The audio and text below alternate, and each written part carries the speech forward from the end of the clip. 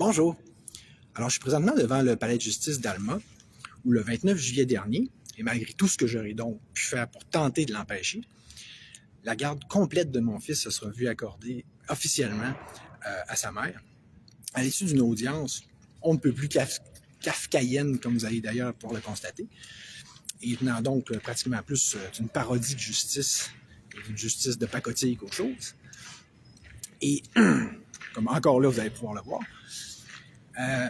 et ça alors même qu'on prenait alors bien soin de me présenter une telle décision comme ne devant s'avérer que bien temporaire, en invoquant pour se faire une prétendue urgence, en même temps avec un paquet d'autres prétentions justement, et notamment en se basant sur tout le genre de diffamation mensongère dans laquelle la DPJ va être manifestement passée maître, plutôt maîtresse. Tout ça pour le rappeler, parce que je vais avoir essentiellement refusé de mentir, ou plus exactement de traiter comme une vérité un mensonge qui venait de la DPJ, comme on a pu voir dans mon dernier live, dont je vous mettrai évidemment le lien dans la description. Fait que ça part bien, hein? Et tandis que cette décision supposément don temporaire, blablabla, avec tout ce vernis-là qu'on avait peinturé autour, va s'être vu employé assez rapidement, merci, par la suite, comme prétexte pour complètement me couper toute forme d'accès à mon fils ou de possibilité de communication avec lui, comme si j'avais été, à un moment donné dans tout ça, officiellement frappé d'échéance parentale, sauf que justement, faute de faire les choses de façon légale, officielle, et avec un terme d'un vrai procès, ils font de même en douce, en traficotant leurs affaires, puis en tournant les coins ronds, tu sais. Ce qui m'amène donc aujourd'hui à vous poser la question suivante. Avez-vous, encore confiance en notre système de justice? Trouvez-vous d'ailleurs qu'il mérite encore ce nom? Ou qu'au contraire, il serait déjà plus juste de parler désormais de fausse justice et donc carrément d'un système d'injustice? Et mettons qu'on s'entendrait donc sur le principe que, de un, il va y avoir eu quand même toujours bien une dégradation qui a pu se passer à ce niveau-là au fil des années, hein? Dans le sens que, il me semble donc, avec juste 44 ans d'existence, c'était déjà moins pire dans mon temps, là, ou de ce que je pouvais comprendre, notamment en ayant eu un père avocat, là. Ensuite, on pourrait aussi dire que, bien évidemment, ça dépend du juge, hein, ce qui, en même temps, est un autre élément d'arbitraire absolu, puisque ça revient à dire, est-ce que ça revient pas à dire que on joue à roulette russe quand on va à cour? Tu n'as aucune idée sur qui tu vas tomber. Si tu tombes sur le meilleur juge, tout va bien aller. Si tu tombes sur le pire, ben, t'es fait. Tous tes droits vont se faire flusher dans le drain. Comme moi, justement. Tandis que, bien entendu, ça dépend aussi, tout particulièrement, du dossier. On l'a vu avec la COVID, où est-ce que là, tu tombes dans une sorte de filière 13, ou pour ainsi dire, de tabou. Hein? Fait que là, n'importe quoi que t'as beau essayer, n'importe quoi, d'amener n'importe quelle forme de fait ou d'argument à ce niveau-là, ça va complètement... ça revient à parler à un mur, tandis que toutes les portes vont se fermer. Vous avez probablement vu le gars qui fait une démarche pour ça, puis qu'en cours d'appel, il refuse de prendre sa cause, puis etc. Puis, je sais pas si vous avez remarqué qu'un autre élément de variabilité, ou en fait d'énorme variabilité à ce niveau-là, c'est manifestement celui de savoir dans quel département du Canadian Tire que tu vas te retrouver. T'sais. Exemple, si tu es en cours supérieur, on peut pratiquement dire que c'est le cas de le dire, là, de mon expérience personnelle, dans le sens que la cour supérieure va être pas mal d'un niveau supérieur à celui de la Cour du Québec. Exemple. Tandis que même là, même en chambre supérieure, par expérience personnelle, je peux vous dire que si tu es dans la chambre cour supérieure générale, tu es traité d'une façon déjà très différente que quand tu es en chambre de la famille. Tu sais. Je vais y revenir, là. Et tandis que la Cour du Québec, je ne sais pas comment est-ce que c'est en général, mais je peux vous dire que le tribunal de la jeunesse, donc la chambre de la jeunesse, là, ça, c'est la débarque absolue là, que tu prends quand tu es rendu là. Alors, comme on peut le voir, puis je vais le prouver aujourd'hui, fait que du moment où il est question des enfants, tu es pratiquement certain qu'il va y avoir moins de justice. Puis que ça va être plus n'importe quoi. C'est bien pour dire, hein, c'est drôle, hein? Comme si ça pouvait être dans l'intérêt de l'enfant. Hein? Ah, qu'il y ait moins de justice, que ce soit plus n'importe quoi. Et ça alors même qu'eux autres, ils n'arrêtent pas de répéter cette expression-là, justement, mais surtout que cette expression en particulier s'avère précisément une des raisons principales pour lesquelles il y a autant de dérives et d'arbitraires, puisque ça leur permet de littéralement faire n'importe quoi. C'est pas le fun. Mais vous savez, quand on entend des phrases comme celles que le monde me dit fréquemment ce temps-ci, du genre « tout est arrangé, puis tu ne leur verras plus jamais ton fils », quoi que tu puisses dire « ça ne changera jamais rien », en voulant donc dire qu'ils ne vont jamais tenir compte de ce que n'importe quel fait ou argument que je pourrais amener, ben de un, on s'entend que c'est préoccupant. De deux, ben non seulement c'est fondé, mais c'est absolument vrai, comme on va en avoir la preuve aujourd'hui, on a un excellent exemple, mettons.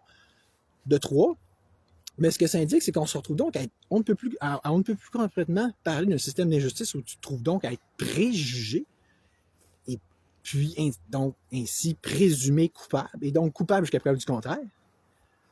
Puis à partir de là, ben, bonne chance pour essayer de même changer quoi que ce soit, aussi minime que soit-il, par la suite. T'sais. Vous allez me dire que c'est peut-être de la paranoïa de voir ça comme ça. OK. Ben, dans ce cas-là, comment expliquer que mon père lui-même, lui qui est avocat de profession, qui vient juste de prendre sa retraite, il a une super réputation, là, le même d'ailleurs qui me rappelait récemment que c'est non seulement un crime majeur que de couper un père de son fils, donc d'enlever un fils à son père, sans raison valable, évidemment, en plus. Sans avoir prouvé que ça ressemble à mon cas, là. Ben, écoute, il était le premier à me dire d'avance que je vais perdre, que ça sert à rien, que je serai jamais capable de convaincre la Cour, la DPJ, qui que ce soit, qu'un enfant, ça a besoin d'être endurci, que ça a besoin de sortir de sa zone de confort, qu'aller dehors, tout ça, plutôt que d'être devant son ordi, c'est bon. Pourtant, c'est l'évidence même. Tu sais, au niveau du gros bon sens de monsieur et madame, tout le monde sait ça, tout le monde applique ça. Eux autres, là, tu as une réalité parallèle où tout est inversé. Correct. Mais comment ça se fait qu'un avocat de formation, il savait d'avance que tout était perdu d'avance? Ça se pourrait-tu qu'il y ait des biais, qu'il y ait des préjugés, qu'il y ait... c'est ça, qui préjuge justement? Alors, de plus, c'était pas juste mon père là, qui me le disait, mais l'avocat, tous les avocats auxquels j'ai pu parler, dont celle qui avait été mon avocat dans le dossier, disait « faut pas que tu aies un procès, faut pas que tu aies un procès ». Puis après ça, à partir de là, l'avocat en aide juridique aussi, c'était de toujours dodger, finalement, d'écarter, d'éviter les accusations adverses, comme en leur donnant raison, comme en disant, ben oui, vous me diffamez, on va surtout pas contredire ça, comme si ça serait effectivement comme une lettre à la poste, là, comme si après ça, on pouvait jamais revenir là-dessus. Ben oui, le père, c'est un ci, c'est un ça. OK? Fait que, tu sais, bon, je pourrais abonder un peu là-dessus, là, mais ce que je veux faire pour tout de suite, je voudrais qu'on se concentre, en fait, sur le cas du tribunal de la jeunesse, tout particulièrement, OK? Surtout à la lumière de ces petites affirmations-là, qui ont été faites essentiellement par Alain Rioux, là, qui a fondé ce parti politique-là qu'on appelle l'Alliance de la famille et des communautés, et puis qui est un peu en partenariat avec le Parti libertarien d'ailleurs. Puis dans le sens, puis qui a fait partie des partis émergents. Fait que lui, dans une vidéo que je vais mettre dans la description, il expliquait à Théovox que selon le juge en chef de la Cour du Québec, Albert Gobeil lui-même, la Chambre de la jeunesse a une moyenne au bâton de 95%. Tandis que la juge Ruffo disait que la DPJ, toujours ensemble de la jeunesse, je pense que dans le fond, c'est la DPJ que Albert Gobeil faisait référence, là, elle gagne 98% de ses causes. Et que dans les 10 dernières années, de telle sorte que dans les 10 dernières années, ce qu'Alain Rioux disait, c'est que la DPJ va avoir gagné 98,4% de ces nouvelles demandes de prise en charge d'enfants par l'État. Puis ça, c'était avant même la loi 15. De telle sorte que, tu vois, ce qu'ils ont enlevé la fameuse primauté parentale. Ce qui amenait donc à Alain Rioux à dire à quoi ça leur servait. Ils gagnaient pas déjà assez tout le temps. Tu sais. Donc, OK. Voyez-vous déjà là que le tribunal de la jeunesse semble assez exactement faire concrètement parlant office de rubber stamp. La DPJ arrive et dit « On veut qu'il se passe ça. Oui, monsieur, oui, madame, tout ce que vous voulez. » Non, mais juste factuellement, là, moi, je trouve pas que c'est ça qui amène le plus de crédibilité. Ça ressemble plus à un système de lettres à la poste. Right? Justement, en partant. Et ce qui est d'autant plus questionnant, compte tenu qu'on sait de plus que ça émerge de plus en plus, à quel point la DPJ est problématique, pour ne pas dire criminelle, à quel point qu'elle fait toutes sortes de niaiseries, que c'est une niaiserie après l'autre. Comment ça se fait que c'est une moyenne au bâton de quasiment 100% à la Chambre de la jeunesse? Comment ça se fait qu'il ne semble pas avoir un discernement ou plus gros qu'il faut? Il ne semble pas avoir autre chose qu'un parti pris. Right? Bon. Ajoutons à ça ce que Mario Roy avait dit, je cite, « Les avocats de la Chambre de la jeunesse sont dirigés et dictés par les travailleurs sociaux de la DPJ, dont plusieurs n'ont en plus même pas de formation complète. » Là, ce que je voudrais aujourd'hui, comme vous allez voir, ajouter à ça, à cette compréhension-là, puis à cette étude sociologique en cours, collective, c'est de vous poser la question suivante, qu'on se pose ça comme question. Est-ce que ça se pourrait que les juges eux-mêmes du tribunal de la jeunesse mangent dans la même écuelle qu'à DPJ?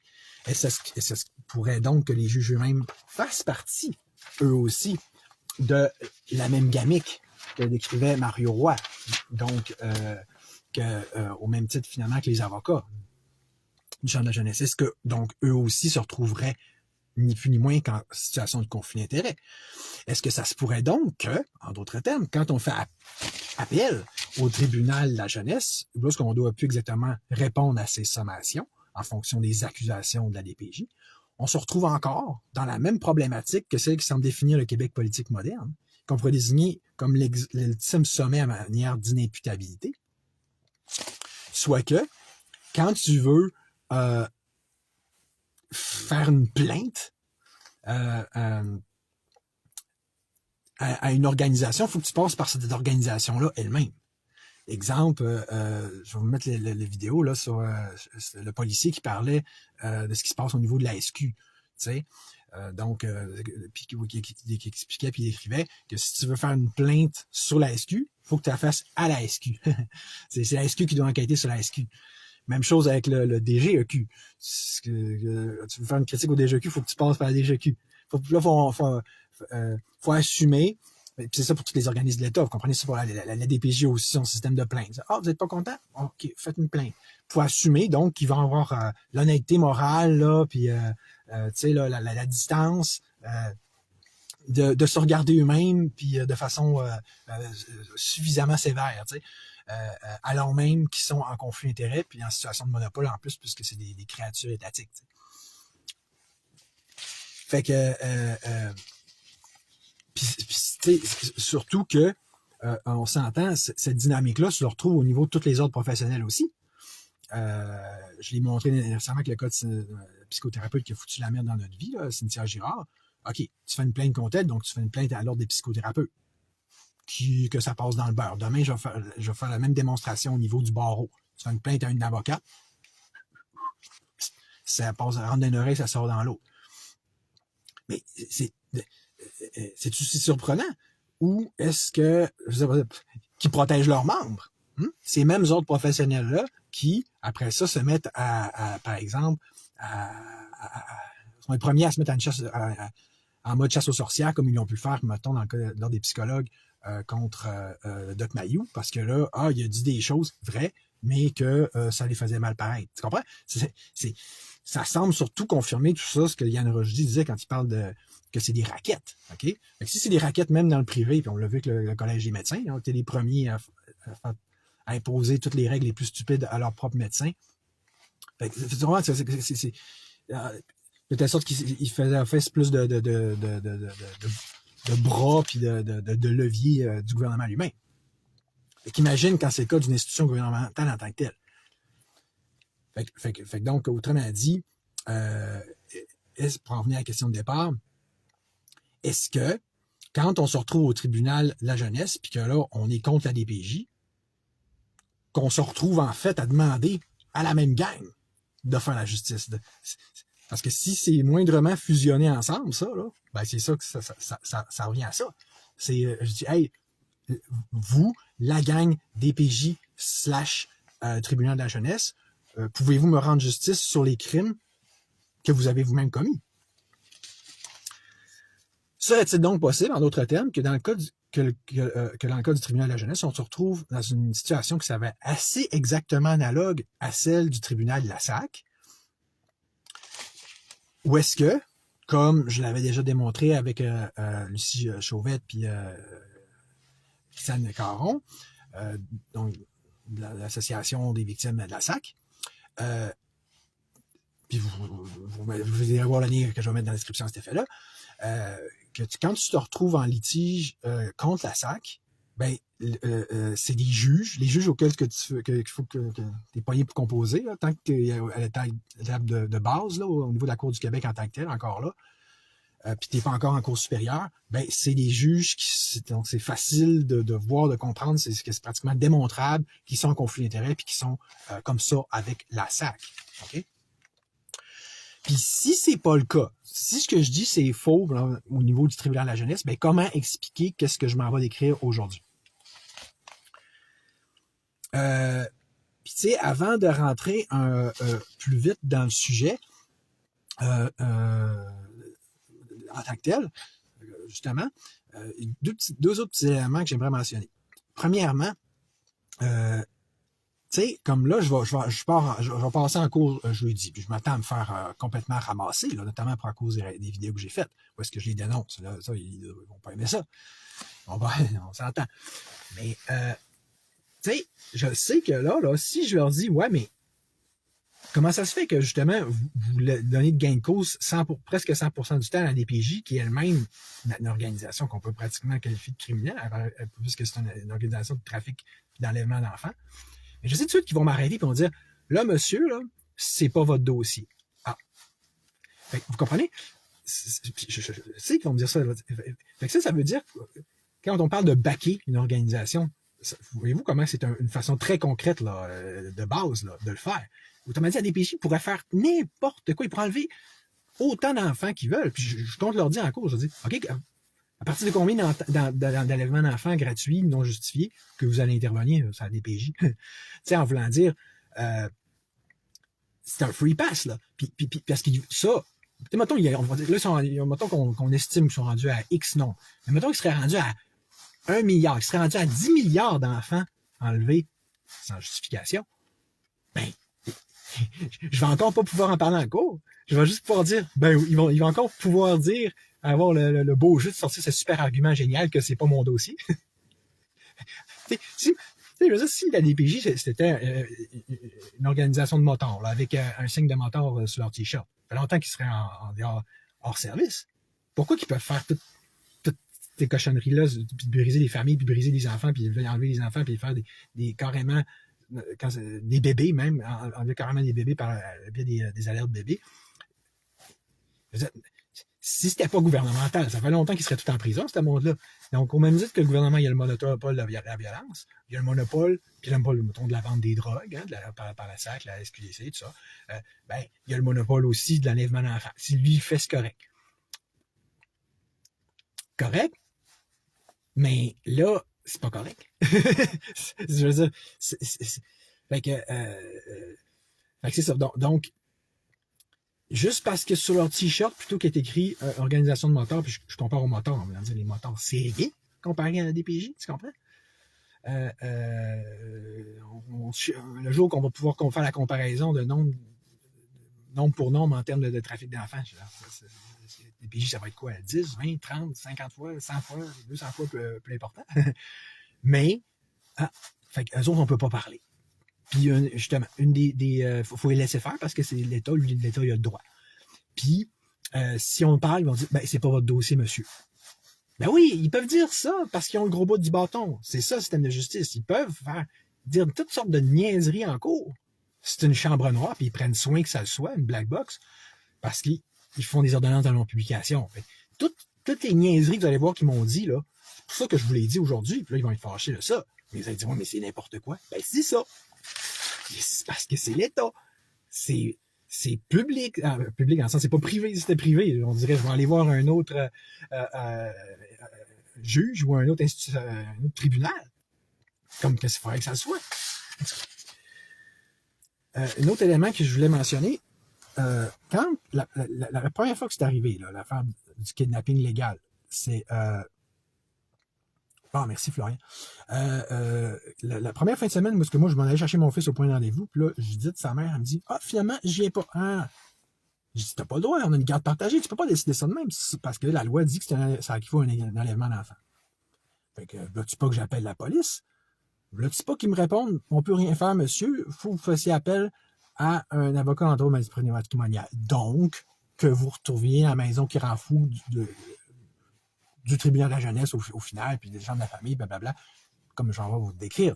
Va-t'en dans la gueule du loup, on t'envoie là, c'est la seule chose que tu peux faire. Mais là, la police, justement, elle se dédouane, puis elle se lave les mains, elle veut surtout pas se mêler de ces choses-là. À la limite, on peut comprendre. Mais quand tu vois que le système est ultra dysfonctionnel, tu te dis, mais c'est ça, il m'envoie dans le chenoute. Mais surtout, moi, je disais, ouais, mais écoute, un enlèvement, c'est un enlèvement. Que là, moi, mon fils, il soit enlevé par sa mère, puis qu'elle la ramène chez elle ou qu'elle l'envoie aux États-Unis. Pas plus avancé, je vois pas plus. Oui, mais c'est comme ça, monsieur, blablabla, on peut rien faire. Fait que, tu sais, je sais pas si vous voyez là, ce que je veux en venir, l'aspect que c'est pas juste le système de justice. Le système dans son ensemble, il est rigged. Tu peux pas te fier à personne. Il n'y a pas un service qui va plus te baquer qu'un autre. Là. Que ce soit un autre professionnel, que ce soit les policiers, que ce soit la DPJ, que ce soit le tribunal de la jeunesse, que ce soit le système judiciaire dans son ensemble. C'est des vases communicants. Ils sont tous dans la même poche, puis ils se baquent en maudit entre eux autres. En plus des avocats aussi, puis du barreau, comme je l'ai dit dans mon live là-dessus. Fait que ça va bien, hein? Ça en a vraiment un bon système. Fait que, bon.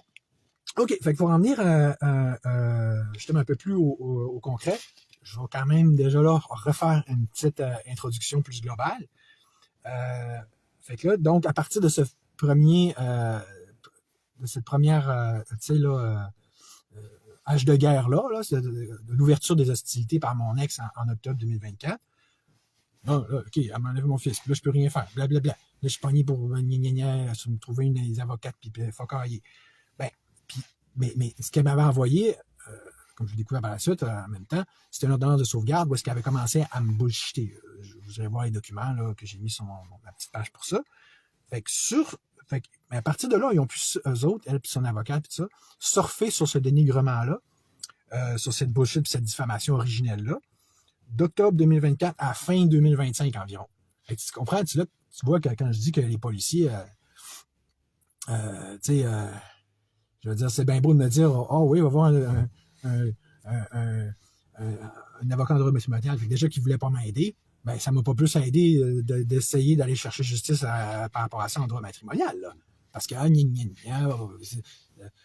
on parle, on établit les accès, on ne rétablit pas les accès, une petite audience par-ci, tout ça. Mais tu sais, on ne va jamais sur le fond, là. On dit jamais, hey, c'était faux tout ce que tu as dit sur moi, donc c'était complètement injustifié et invalide de m'enlever mon fils. Mais tu sais, là, puis moi, j'activais, puis j'ai même fini par perdre mon avocat tellement que je voulais aller sur un procès sur le fond. Elle a dit, non, on continue de faire des petits deals dans ta avocat, puis de rétablir un petit accès par là, puis par-ci, puis par là, puis on fait abstraction de l'éléphant dans la pièce, qui est le fait qu'on t'a enlevé ton fils sur des mauvaises et fausses raisons.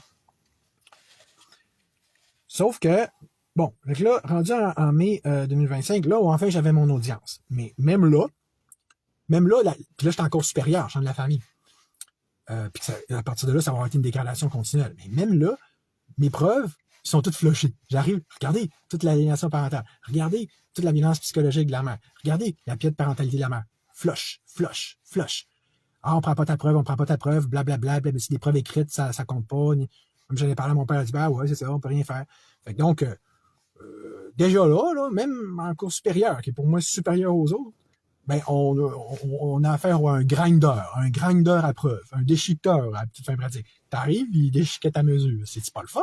Hey, c'est de la belle justice. Tu vois que les preuves, ils respectent ça. Hein? C'est vraiment factuel, c'est scientifique, leur affaire. Ouais. Puis, c'est là qu'ils ont commencé à me sortir les comptines d'intérêt de l'enfant. Ben oui, comme que j'ai décrit dans le précédent, et plus précisément, où est-ce que j'ai compris qu'il fallait cette adéquation-là, que ce qui est l'intérêt de l'enfant, en principe, supposément, selon eux, c'est ce que l'enfant veut. Oui, il veut des bonbons, ben oui, ça doit être ça, parce que c'est l'intérêt de l'enfant, c'est ce qu'il veut. Donc, je ne reviendrai pas là-dessus, mais tu comprends, fait que là, j'ai dit, mon Dieu, puis c'était la juge Montminy qui me semblait une femme intelligente, mais tu sais, elle pognait avec ce système-là. Fait que même là, elle me disait des aberrations comme ça. Fait que là, au moins, elle m'avait accordé qu'on fasse une expertise psychosociale, puis que on pourrait évaluer les santé mentale du fils, de la mère, puis moi. Puis là, c'était en principe, c'était censé avoir lieu. Puis elle avait accepté ma demande d'avoir la garde. Sauf que là, comme j'ai déjà parlé, mon fils, il a comme intervenu, il a dit, ben moi, là, avec cette histoire d'idées noires, puis comme quoi que là, si c'est moi qui aurais la garde, ça irait pas bien, là, puis que ça serait la fin du monde, puis ça. Fait que là, à partir de là, la DPJ est rentrée en compte. Puis, donc là, toute la cour supérieure s'est retrouvée, de par le fait même, à être tassée, comme ça m'a pris du temps mais à le comprendre. Donc, toutes les ordonnances de sauvegarde que j'avais faites moi-même à la demande de la juge Montminy, encore là, tout est flushé parce que monsieur a exprimé des idées noires, comme j'ai dit, je sais. Même les tentatives là, de suicide, 80% du temps, c'est des tentatives de manipulation. Là, c'est même pas ça, c'est juste, j'exprime une idée. On parle d'un enfant menteur manipulateur. Ah non, automatiquement, ça passe comme une lettre à la poste. On assume que c'est autre chose que de la manipulation. Puis, surtout en plus dans d'un enfant aliéné. Puis que là, c'est le père le problème. Donc, on fait encore là, on fait fi de la possibilité d'aliénation parentale. Même si c'est un élément central que je voulais évaluer avec l'évaluation psychosociale. La DPJ claire la notion d'évaluation psychosociale. Donc là, on donne un free pass, on affranchit la mère et l'enfant, on dit, oh oui, on vous confirme d'un coup que vous n'avez aucun problème, que c'est le père qui a le problème. Puis là, on en arrive à cette audience botchée-là du 29 juillet dernier, que je vais vous décrire drette là. Voyons, une cloche. Puis comme toujours, on va avoir encore été là sous le signe de l'urgence. C'est comme là, ils sont contents, ils peuvent encore invoquer l'urgence, comme ils avaient fait en octobre 2024. Ah oui, tout d'un coup, le père est un fou dangereux. Ah oui, c'est drôle, hein? Comment ça se fait que là, je leur démontrerai pas tout ce que je viens de me montrer, à quel point que je suis à mon père. Hein? D'un coup, il y a une urgence. Puis c'est même ça. Il commençait à avoir l'air fou, là, parce qu'on avait rétabli les accès. Puis on voyait que ça allait très bien. Là, mon fils aliéné, en sortant cette carte-là, ça rétablit la notion d'urgence. Fait que là, il dit, ben oui, il faut se dépêcher, il faut absolument enlever le fils à son père puis l'envoyer à la mère, comme vous allez voir tantôt. Puis tout ça pour dire, juste pour boucler la boucle au niveau temporel, suite à cette audience-là, ben là, c'est parce que c'était censé être temporaire, blablabla. Puis là, ben comme j'ai dit dans mon dernier live, ensuite, là je me vais être pogné solide avec la DPJ à cause des... non, ça c'était déjà arrivé avant l'audience, c'est vrai. Mais là, ils sont braqués encore plus par la suite contre moi en me disant que j'étais fou. OK? Problème, c'est que moi, j'avais prévu le coup. Fait que j'avais sorti déjà 3 ordonnances, 3 rapports de mon psychiatre que j'allais voir juste depuis le début avec toutes les allégations diffamatoires de mon ex. J'allais voir juste pour ça. qui me confirmait à 3 reprises que j'avais aucun problème de santé mentale. Fait que là, mais ça, en passant, c'est criminel, là. C'est un méfait de faire une accusation aussi grave que ça sur quelqu'un, sans preuve, évidemment. Il ne peut pas avoir de preuve. Ils n'ont aucune compétence, aucune formation là-dessus. Ils s'amusent c'est un gros fun, à peinturer tout le monde, puis comme les font les avocats, comme des ci puis des ça. Sauf que d'autres, ils ont un super pouvoir. Ben oui, c'est des TS. C'est au-dessus des avocats, c'est au-dessus de la cour puis des juges. Ben oui, hein, on s'entend. C'est logique, puis c'est évident, tu sais. Ouais, mais c'est ça. Non, mais là, les 3 rapports, ça finit par leur fermer la gueule, sauf que, tu sais, ces 3 rapports-là, tu comprends? Là, je mêle un peu les choses au niveau temporel, parce que là, je suis tu sais, aujourd'hui, ce que je vais décrire, c'est l'audience du 29 juillet. Là, suite à ça, vu qu'ils voulaient me régler mon cas, ils ont essayé de sortir cette carte-là de je suis fou. Fait que moi, j'ai sorti mes 3 rapports dans les derniers mois de l'année 2025. C'est comme on joue aux échecs. Là. Fait que là, je leur sors ça. Fait que là, ça les a bouchés un peu. Parce que les autres, ils m'attendaient dans le détour. C'est ça le piège qu'ils voulaient me tendre dans l'audience de novembre puis de décembre. L'audience de novembre, qu'est-ce qui s'est passé? Peut-être parce qu'ils voyaient que là, que ça s'enlignait mal leur affaire, que ça ne s'amenait pas à grand-chose, leur tentative de me faire passer pour un fou. Ben, check, audience de novembre. J'arrive, ils me disent, on remet l'audience, on n'a pas eu le temps de vous passer. OK? Ils me passaient en dernier, c'est pas important. Puis à la fin, on a passé toute la journée, vous allez voir le pot que j'avais fait, à poireauter dans le palais de justice, blablabla, à la fin, on retourne chez vous. Moi, j'ai fait de la route pour rien, j'ai passé la journée stressé pour rien, puis tous les avocats, toute la DPJ, ça a tout été payé, évidemment, par le gouvernement pour rien, ça, c'est pas leur problème. On s'entend. Fait que là, ils ont mis mon audience c'est ça, en décembre. Puis là, ça, c'est la dernière audience que j'ai eue. Puis là, encore là, ils se gagnent sur mes preuves. Toutes mes preuves, là, que là, il y avait été, je veux dire, personne n'avait vu de problème là-dessus. Ah, tout d'un coup, mes preuves sont pas bonnes. Puis là, il faut que j'y représente. Puis c'était pas le numéro de dossier. Depuis le début, je prenais le même dossier. Là, ah non, parce que la DPJ s'est mêlée. Il faut qu'on change, on a changé le numéro de dossier. Il va falloir soumettre toutes mes preuves. Puis là, elle aurait voulu, elle, la juge, là, Cathy Beaumont, que je fasse une justification écrite pour chacune des preuves que je fais. Je demandais après ça à l'IA, j'ai dit, hey, ils ont-tu le droit de demander ça? Elle dit, même l'IA me disait, non, c'est abusif, là. Quand je vous dis que je n'étais pas traité de la même façon en cour supérieure qu'en tribunal de la jeunesse, là. Cour supérieure, là, je suis toujours arrivé avec mes preuves comme je l'ai fait d'habitude, puis ils ont toujours il y a personne qui est venu m'écœurer là-dessus. Là, tout d'un coup, il n'y a plus rien que je fais qui est bon quand j'arrive à tribunal de la jeunesse. Puis ça, c'est global. Vous allez voir l'attitude du juge, là. Tout de suite, là, en partant, je suis un niaiseux. OK? Je peux vous dire, en cour supérieure, ça n'a jamais été comme ça. Là. Ils me traitaient comme un être humain normal. Puis, tout ce que je dis, ça revient contre moi, puis c'est ridiculisé, c'est comme de façon humiliante. T'sais, vraiment, là, tu as l'impression de prendre une moyenne débarque, là, quand tu es quelqu'un comme moi qui est habitué à la cour supérieure, puis pouf! Parce que c'était moi qui poursuivais, exemple, le collectif Antifa Emma Goldman, là, les Antifas du Saguenay. Après ça, Facebook. Après ça, j'avais commencé à poursuivre la DPJ, puis le DGEQ, là, donc l'élection Québec, toujours en cour supérieure.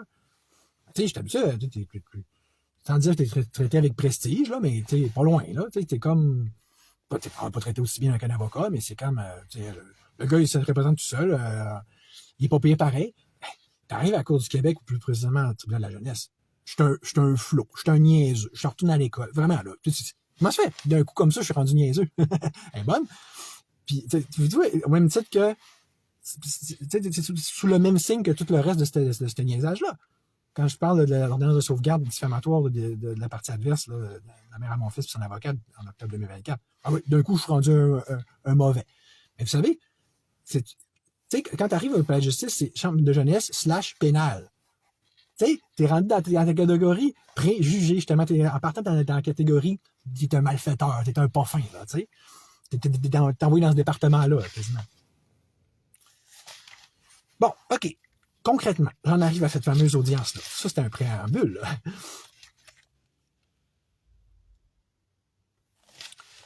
là. Mais non, t'as peu. Là, Olivier Charland, il dit j'ai soumis les mêmes preuves. Parce que, écoutez, je vais revenir là-dessus. La juge Montminy, dans l'audience du 20 mai, avait retranché peut-être la moitié des preuves, pas toutes les preuves. Quand il y avait, mettons, j'avais resoumis d'autres preuves, des nouvelles preuves à plusieurs reprises par la suite, puis que, tu sais, là, il y avait eu cette petite audience-là en novembre, tout ça. Il y avait personne qui m'avait... qui était revenu là-dessus, donc ça semblait assumer que, ben oui, les preuves qui avaient été retirées par la juge sont retirées. Je ne m'attendais pas à ce qu'il ressuscite, là. Mais là, c'est tout d'un coup, c'était été bien important, puis c'est comment ça se fait que vous ne les avez pas clairement indiqués ou retirés. OK, fine. Mettons, on prend ce point-là. Correct, mais pourquoi vous ne me l'avez pas dit avant? Ça faisait 1 million de fois que j'en mettais plein d'autres preuves. Vous voyez ce que je veux dire? Fait que c'est beau, c'est ça que j'ai fait hier. Je suis retourné, j'ai fait une nouvelle liste de preuves avec toutes les preuves, puis où est-ce que là, j'ai clairement indiqué. Celles sont les preuves retirées, celles sont les preuves pas retirées. OK, bon. Avec M. Olivier Charland, qui est sûrement un charlatan de faux comptes payés par le gouvernement, que je bloquerai en temps et lieu, ben, on peut voir votre point, il est dans le champ. OK. Fait que là, j'arrive dans l'audience du 29 juillet. Là, la grosse thématique, c'est que sur laquelle il essayait de me piéger, là, puis d'essayer de me faire croire que je n'étais pas fin à cause de ça, c'est que plusieurs vidéos d'argumentation ou des témoignages de témoins que j'avais mis sous forme de vidéos YouTube non répertoriées. Non répertoriées, ça veut dire qu'elles ne sont pas publiques. Là, la super DPJ mensongère diffamatoire, il disait « Ah, il met les affaires publiques, il viole l'ordonnance de non-publication. » Ce que là, je fais en ce moment. Mais là, je ne le faisais pas. C'était complètement, c'était pour des fins procédurales. Même, là, j'ai demandé à l'IA, j'ai dit « Hey, tu trouves pas que c'est juste un milieu? Mettre des vidéos, déjà que j'ai des tonnes de preuves, ça finit plus, il faut que j'envoie ça à 4 avocats, à 4 instances, donc la cour, à chaque fois, l'avocat de l'enfant, l'avocat de la mère, puis la DPJ. Je dis, OK, on peut, au moins si les vidéos c'est juste une liste de vidéos YouTube non répertoriées, ça fait déjà ça de moins compliqué d'envoyer tout le fichier au complet à chacune, tu sais. L'IA m'avait dit, ben oui, c'est un bon équilibre entre les droits de l'enfant de ne pas être exposé médiatiquement, puis ça, puis les droits procéduraux du père, du parent, puis on peut-tu laisser un break à un moment donné, parce qu'il est non répertorié, il n'est pas public. Et ça, quand tu dis que là, la bonne foi ne régnait pas, là, non seulement cet argument-là, il n'a jamais passé, là, puis c'était « je suis un méchant, nanana, je mets les choses publiques », tu comprends, tu parles à un sourd puis à un niaiseux qui ne comprend rien, hein, au mieux. Écoute, tout de suite, là, pour dire comment que là, moi, on voulait me communiquer très clairement en partant que j'étais le pas fin, puis j'étais le pas bon, puis qu'il fallait que je me fasse remettre à ma place. J'explique, j'essayais d'expliquer ça au juge, tu sais, l'aspect que, j'ai regardé ça avec l'IA. J'ai appris ma leçon. Dernière fois que je parle de l'IA en cours, d'un coup, puisque ça a contribué à ce que je ne sois pas pris au sérieux, puis que là, que ce soit tu sais, en soi, une sorte de chose à pas dire en cours, ça les froisse. Là. Il me dit, où vous croyez-vous, monsieur? Il me dit ça. Puis là, je me crois en cours, là, comme que quand je vais en cours d'habitude. Là, je veux dire, puis j'ai moi le goût d'y répondre, où vous croyez-vous? Je dis, pensez-vous à l'école primaire? Là? Je veux dire, pour qui vous prenez-vous? Vous me parlez de même, mais si je vous parlais normalement, là, en donnant des arguments logiques. Là. Tu sais, tout de suite, là, c'était pas... C'est une base de logique, c'est une base d'autorité, puis garde, on va te montrer c'est qui mène ici, tu sais. Le gros mâle alpha de la place, puis le boss des bécosses, puis l'homme préhistorique, là, tu sais. Puis regardez, tout ça, c'est ce signe-là que tout le reste va se dérouler. Là, je vous donne des extraits de l'audience que, évidemment, j'ai pas le droit de vous faire jouer. De toute façon, je voudrais pas, parce qu'on entend des noms privés dedans. Mais je les travaille à transcrire grâce à l'IA. Puis ça, c'est des extraits, un best-of, OK? Ça va être ça tout le long du live. Pour commencer, ah oui, puis là, il m'appelle M. Bolduc. Tu sais, ça, c'est insultant, c'est tannant. J'ai fait changer mon nom, mais tu sais, ça, là, c'est système DPJ, système juridique. Ils trouvent bien fin, là, de reprendre mon ancien nom, tu sais, comme, tu sais, me montrer, on s'en fout de ton nom, on s'en fout de ta décision, c'est ton supposé nom vrai, supposé vrai nom légal, même si tu veux changer ton identité numérique, tu peux pas. Je sais pas. N'importe quoi, tu sais, pour m'écœurer. Hein. Il me dit, OK, Monsieur Bolduc, je voudrais connaître votre position. Vous savez, Monsieur Bolduc, il dit, mais tout de suite, je regarde la position, mais tout de suite, il enchaîne, il dit, vous savez, Monsieur Bolduc, que moi, je suis dans une décision provisoire, hein. C'est pas une décision qui est définitive, là. C'est une décision provisoire. C'est pas éternel, là. Tu sais, faut le, bon, paternaliste, condescendant, surtout que c'est faux, comme je l'ai dit tantôt, c'était une manigance, là. Monsieur, en plus, avec un petit ton, me garde, là, prends ton gaz égal, là, arrête de me mérer. Non, c'est ça. Là, moi, un moment donné, j'avais dit que moi, une de mes demandes, c'est que la DPJ se retire du dossier parce qu'elle fait plus de temps que le mien, ce qui est évidemment le cas. Elle me dit, vous demandez que la DPJ se retire, blablabla. La question que vous posez, c'est pas ça. Êtes-vous d'accord que la garde soit confiée à la mère? Tu comprends? Ben, n'importe quoi que tu pourrais dire, c'est hors sujet. C'est bon, non. La question qui est posée, c'est ça. Ben, là, je dis non, évidemment. Puis, là, je commence à argumenter. Regardez un autre exemple de petit commentaire là, fin finaux qui me fait baveux. Là, il me dit, il me coupe dans ce que je disais. Je suis un niaiseux, je sais pas, hein, je veux pas savoir comment plaider, comment argumenter. Tout d'un coup, là, il me dit, en passant, je sais pas où vous êtes rendu, monsieur, là, parce que est-ce que vous savez qu'on est là pour votre garçon de 11 ans, monsieur Bolduc, blablabla. Ah ouais, je savais pas ça, hein.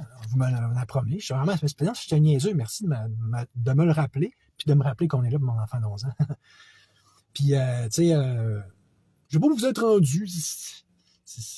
Où vous êtes rendu? Vous pensez que je suis revenu au séminaire, puis vous faites comme... ça arrivait des fois des profs, là, parce qu'ils savaient que j'étais un petit garnement, hein, quand même, là, j'étais un petit baveux. Fait qu'ils parlaient en salle de prof. Des fois, ça arrivait, un prof, il rentre, puis il dit, Bolduc dehors. Tu sais, il m'a montré c'est qui mène. Je me sentais complètement revenu là, tu sais, c'est comme... Fait que c'est ça. Tu vois, comment c'est le fun quand c'est pas un paquet de petites femmes.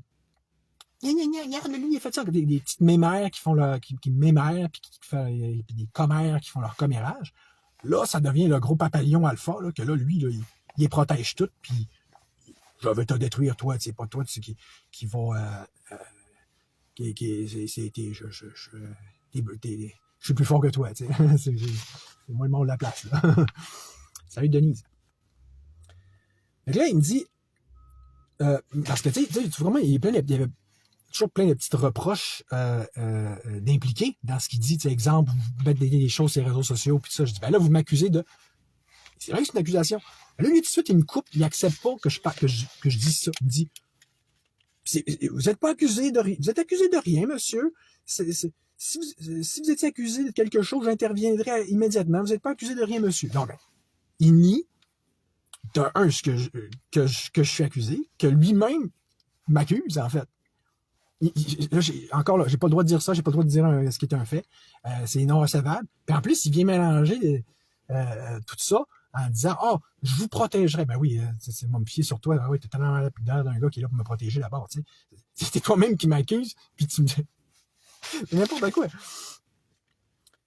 Bon, fait que là, j'en arrive avec ma proposition. J'essaie de sur une base un peu plus d'adultes, qui sont une base d'égalité, qui essaient d'avoir une discussion intelligente. Je dis, ben, regarde, à faire des vidéos répertoriées. Monsieur l'intransigeant, là, tu sais, là, il fait sa décision coupe-gorge, là, tu sais, comme un coup de hache, là, qui tranche tout. Il dit, là, je vais vous dire, là, monsieur Bolduc, là, aujourd'hui, il n'y en aura pas de réseaux sociaux, puis il n'y en aura pas d'enregistrement. Moi, là, je vais prendre tous les moyens pour protéger là, la réputation de votre fils. Hein. Et vous comprenez? On va aller sur le fond un peu, là. Ils prennent... Parce que ça, c'est leur super prétexte, là. Qu'il faut jamais dire sur les réseaux sociaux pour protéger l'intérêt. Non seulement l'intérêt de l'enfant, mais sa réputation, blablabla. Tu sais, j'ai beau pas dire son nom, puis dire, prononcer le nom de la mère, là. Je risque de me ramasser en prison. Moi, je m'attends à me faire mettre en prison.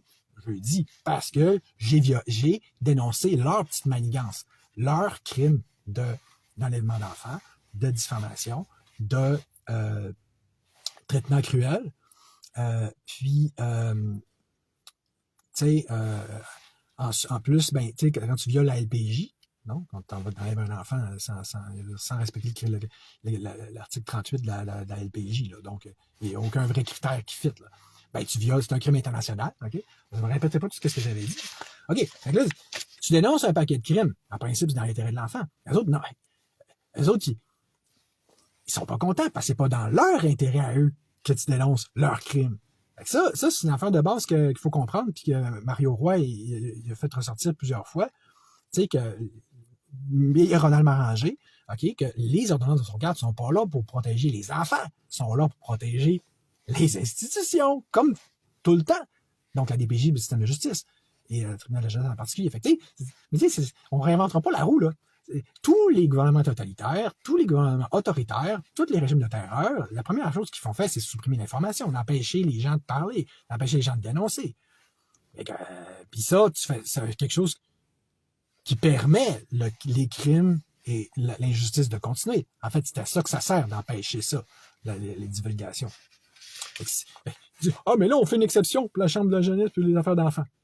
Ben, tu peux faire autant d'exceptions que tu veux, les mêmes règles, les mêmes causes ont produit les mêmes effets. D'ailleurs, on le voit, plus ça va, puis plus les exceptions augmentent. T'sais. Finalement, vous pouvez pas dire telle chose, c'est discours haineux. Finalement, vous pouvez pas parler contre les politiciens, parce que là, dans le fond, la loi 57. C'est une affaire après l'autre. Fait que, mais ça reste ce que c'est-à-dire on empêche la liberté d'expression. Puis, qu'est-ce que ça fait? Ça permet, dans tous les cas, au crime, quel qu'il soit, dans quelque domaine que ce soit, de continuer. Okay?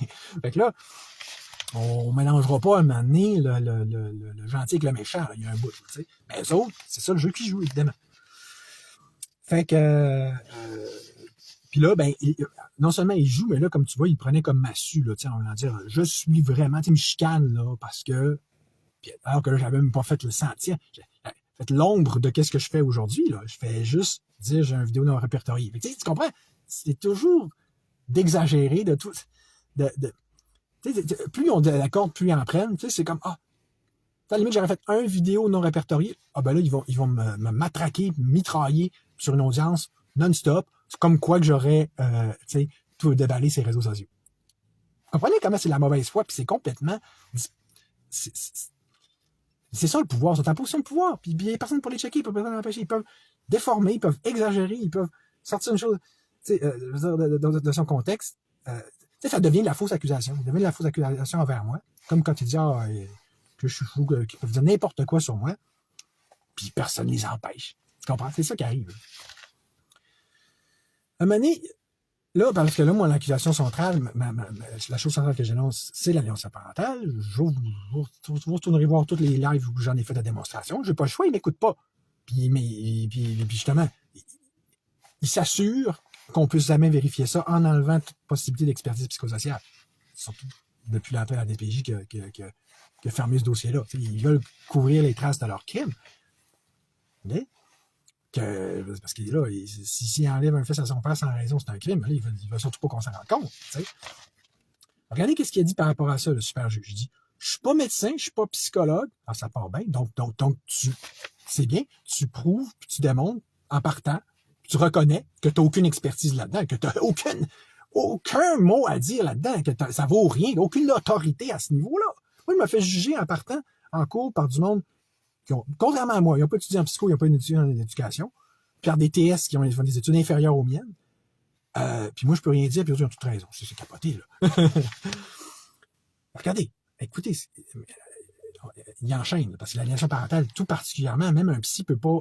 C'est pour ça que ça prend des badons psychiatres, puis même, idéalement, neuropsy. OK? Fait que, si tu peux pas affirmer quelque chose, tu peux pas infirmer quelque chose non plus. Je veux dire, t'es pas plus habilité à faire l'un que l'autre. Et lui, regardez, écoute ce qu'il dit. Par contre, on n'a pas de signe d'aliénation parentale dans une situation à ce stade-ci. On a un jeune garçon qui a été pris en charge par la mère lorsqu'il a mentionné des idées noires. Donc, et voilà. Encore là. C'est comme... parce que le monsieur a fait des idées noires, puis nonobstant ce que j'ai dit tantôt, là, que là, ça pourrait être de la manipulation. Ils sont bien trop contents de saisir ça. On flush non seulement l'expertise psychosociale, mais on flush en partant toute possibilité qu'il peut y avoir de l'aliénation parentale. Non, ben c'est vrai, il fait des idées noires. C'est hallucinant, là. Fait que Mais c'est ça. Fait que là, monsieur a décidé, il explique, là, son super raisonnement. Il n'y a pas d'aliénation parentale. Ah ouais, comment t'as fait pour savoir ça? Il n'est pas à se défendre, il n'est pas expliqué. Mais non, c'est comme ça. Comme quand j'avais fait mes plaintes à l'ordre de psychothérapeute. J'ai dit, regardez, tous les codes, les articles de votre code de déontologie qui sont violés. Non, il n'y a pas ça. Non, vous vous trompez, monsieur. Les autres, ils n'ont pas à se justifier, ils n'ont pas à expliquer les raisons. Ils ont décrété ça comme ça, coup de marteau, et c'est réglé. Fait que là, la discussion s'en va sur... puis ça, en tout cas, apporte sur la rencontre, super rencontre infernale, hallucinante que j'avais eue avec la DPJ, puis que j'ai décrit dans mon dernier live. Mais regardez comment ils retournent ça, puis qu'ils manipulent ça, puis qu'ils traficotent ça, puis qu'ils pervertissent ça, puis qu'ils virent ça comme récupère super. Ils disent, ouais, donc ça a été dénigrant envers Gabriel, envers la mère. C'est moi le méchant. C'est moi le méchant parce que j'ai dit une phrase à un moment donné, j'ai dit, ben là, si c'est si grave que ça, là, que je dis, suppose, si c'est si important que ça, que Gabriel sache d'avance qu'est-ce que je vais faire avec lui les fins de semaine. Dites-le à la mère, c'est plus qu'à moi. J'ai même pas argumenté plus qu'il faut. Là. J'ai dit ça de même. Hey, là, je suis fait, le bulldozer me passe dessus. Mais pourtant, comme je l'avais dit dans le live, OK, c'est parce que tu me fais une fausse accusation, donc c'est la mère qui est responsable. Devant mon fils, mais là, c'est moi qui est méchant si je me défends devant mon fils. C'est comme j'avais fait l'exemple. Mettons qu'il m'aurait dit, là, Charles-Lévis, c'est assez de mettre de la bouse de cheval dans un pack-sac, là, dans le sac à dos de ton fils. Ben, d'un, j'ai jamais fait ça. Il aurait fallu que je fasse, oui, c'est vrai, j'ai arrêté. Mais en plus, c'est la mère qui le fait. Tu parles contre la mère. Tu comprends? C'est tout. Les stratégies de même, ils me piègent toutes mes. C'est un piège contre moi après l'autre, tu sais. Mais là, je me fais lessiver, là, je me fais vraiment, là, je passe au cash en cours, là. Ouais, t'es dénigrant vers la mère, ben oui. Fait que, tu sais, là, encore une fois, là, ils ont un autre beau faux prétexte pour en beurrer à l'infini, tu sais. Ben moi, j'ai l'enregistrement. T'écoutes l'enregistrement, c'est pas ça du tout qui transparaît. On voit. Dans le dernier live, vous le réécouterez, sans me faire jouer l'enregistrement encore là, je prends toutes des répliques complètement débiles que la petite TS me donne.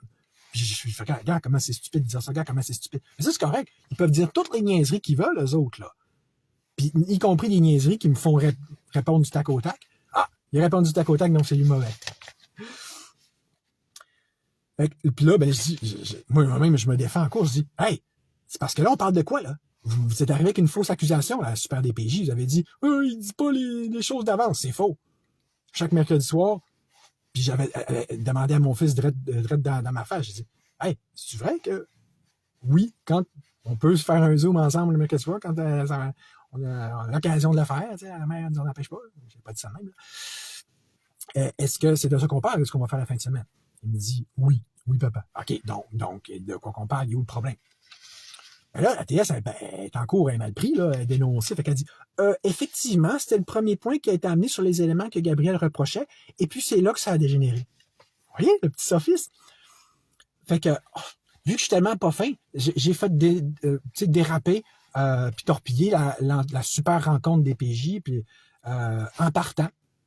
Ben oui, parce que, tu sais, j'ai pas bien réagi à leur première fausse accusation. Il aurait fallu que je fasse, oui, c'est vrai, votre fausse accusation. Fait que c'est moi qui a fait dégénérer la rencontre. C'est pas eux autres qui ont, t'as bien que, si tu veux que ta rencontre aille bien, t'as bien que t'aurais pu commencer avec autre chose qu'une menterie. Non. Fait que, c'est moi qui n'ai pas, justement, accepté la menterie comme une hostie divine. Dire, oui, c'est vrai, hein, c'est la vérité d'évangile, tu sais. Puis là, ils me disent, c'était le premier point que les éléments que Gabriel mentionnait. Alors là, c'est ça fait beau à dire en cours. Hein. Il y avait peut-être une autre liste supposément remplie de grandes accusations de mon fils envers moi. Mais on ne l'aura jamais vu, on ne l'aura jamais su. Ben non, hein. Mais, parce que c'est moi le méchant qui ai coupé court en réagissant mal. Mais voyant que c'était une menterie, la première niaiserie qu'ils m'ont dit, ça aurait été intéressant justement de voir c'est quoi les autres. Hein? Ça partait bien dans ce sens-là, hein, justement. Fait que là, moi, je leur dis, oui, mais OK, mais en quoi c'est l'intérêt de mon fils? En quoi l'intérêt de mon fils, il est protégé? dans le fait de couvrir des mensonges. Tu sais, je finis par leur dire ça. Bon, en passant de même, je pensais qu'il y avait un entretien, mais... puis là, je leur dis aussi, ouais, vous dites que c'est provisoire. Vous dites toujours que c'est provisoire, mais ça finit jamais. Parce que c'est vrai, tu sais, l'ordonnance de sauvegarde d'octobre 2024, c'est provisoire. Après ça, on fait une demande provisoire pour confier finalement la garde à la mère. C'est toujours, il faut que ça soit toujours la mère qui gagne. Moi, je peux vraiment rien dire. C'est toujours provisoire. C'est toujours... En peu de temps, je me ramasse, je n'ai plus aucun accès à mon fils. Drôle de provisoire, tu sais. À un moment donné, OK, tu sais, pour te dire comment ils prennent pour la mère, là, vous allez voir, un moment donné, il fait un super gros témoignage, le juge, larmoignant envers la mère, tu sais, pour dire comment il l'aime et qu'elle est une bonne mère, tu sais. Ouais, c'est ça. Salut Anaïs. Fait que, tu sais, mais toute l'audience était truffée de petits commentaires pro-mère comme ça. Tu sais, exemple, il dit, ben oui, madame, en plus, elle travaille, tu sais. En voulant dire, elle travaille dans le système, en voulant dire, tu sais, comme artiste peintre, un travailleur autonome, enregistré, paye ses taxes, tout ça. C'est pas, tu sais, quelqu'un comme moi qui baragouine d'un bord puis de l'autre, que là, c'est plus en dessous de la table. Bon, OK, j'ai un mode de vie autosuffisant qui est pas, je passe pas par le système, là, c'est que tu veux. Puis ça, professionnellement parlant. Fait que, mais là, c'est pas ça. C'est que là, justement, si lui qui a plus un pied dans le super système communiste qu'on a là, ça c'est bien, ça. Ça, on va lui donner une petite tape sur l'épaule, on va lui dire bravo. Puis là, ça vient influer ses droits parentaux. Ça vient dire, dans le fond, c'est une meilleure mère à cause de ça. Ben oui, parce qu'elle joue plus le jeu de l'État. Maintenant, moi, j'explique qu'est-ce que j'avais parlé quand je parle de l'aliénation parentale, que c'est moins vraiment que justement, t'es pas juste un juge qui connaît rien, qui a étudié rien de psychopéducation, là, puis qui a pas écrit un livre là-dessus comparé à moi, là, que, tu sais, que même la psychothérapeute, elle reconnaissait que c'était des comportements relativement aliénants de la mère, ou en tout cas vraiment pas forts, vraiment anxiogènes, que de coller mon fils a pu finir à genre 10 fois, là, quand c'est le temps de faire la passation de l'enfant. Avec oui, ça va bien aller, ça bien. C'est anxiogène. Ça lui donne le message que, en fait, ça va pas si bien que ça. N'importe quel psy ou psychothérapeute, au moins, a des TS, je suis pas sûr qu'ils sont assez intelligents pour ça, mais quelqu'un qui a un moyen de formation conséquente, il va faire, ben non, c'est vraiment pas bon. Évident, là. Lui, là, monsieur qui connaît rien là-dedans, puis qui semble bien pressé de le prouver. Il dit « Hey, on commencera pas à compter les colleux, là. » Une petite phrase, là, d'autres petit sophisme de même, tu sais, puis pour dire je suis niaiseux, il a tout compris. Ben oui. Puis je suis méchant encore, là, tu sais, je compte les colleux.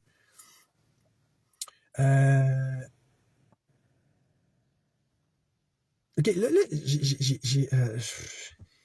c'est des transcriptions d'IA, là. Là, j'ai pris ce paragraphe-là. Puis c'est juste pour vous montrer le genre de baragouinage mental, OK? Puis en plus, mal traduit par l'IA, mais vous allez voir, c'est blablabla, des espèces de langage de maison qui rend fou, là, qui est typique au TS, mais aussi au niveau juridique. Il dit, donc, est-ce que vous remarquez là aussi, il y a comme une sorte de contradiction avec le fait que Gabriel lui-même, il y a quelque chose de pas problématique, mais il comprend comme problématique que Gabriel. En tout cas, tu sais, je vais laisser faire celle-là. Là, mais tu comprends ces genres de phrases alambiquées qui finissent plus, puis qu'on. Dis-moi, mais t'as rien dit, là, finalement. Bon, OK. Prochain point. Tu sais, ça pour dire pourquoi toujours comme quoi qu'il en beurrait épais là, sur j'ai mal fait ça dans la rencontre. Il dit ben oui, ton fils, tu l'as rendu inconfortable. Là, puis il me dit oui, très rapidement, il est tombé dans le dénigrement de la mère. Tu sais, ça va toujours à ça. Là. Bon. Oui, la petite TS a dit on vous avait demandé d'être dans une posture d'accueil. Je répéterai pas tout ce que j'ai dit en dernier live là-dessus, mais c'est comme ben oui, mon fils, bravo. Tu me dis une menterie, une fausse accusation devant des PJ puis tout.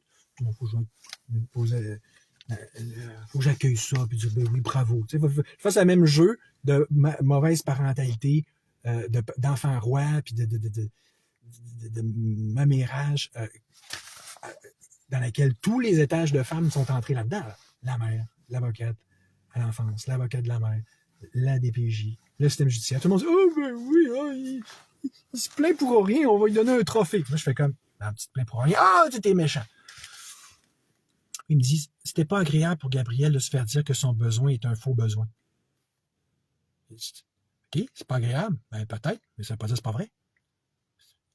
Justement, il m'arrive, là, papa, justement, c'est assez que tu mettes de la bouse de vache dans mon sac à dos. Ben, c'est pas vrai, mon petit gars. Ah, c'est pas agréable pour lui.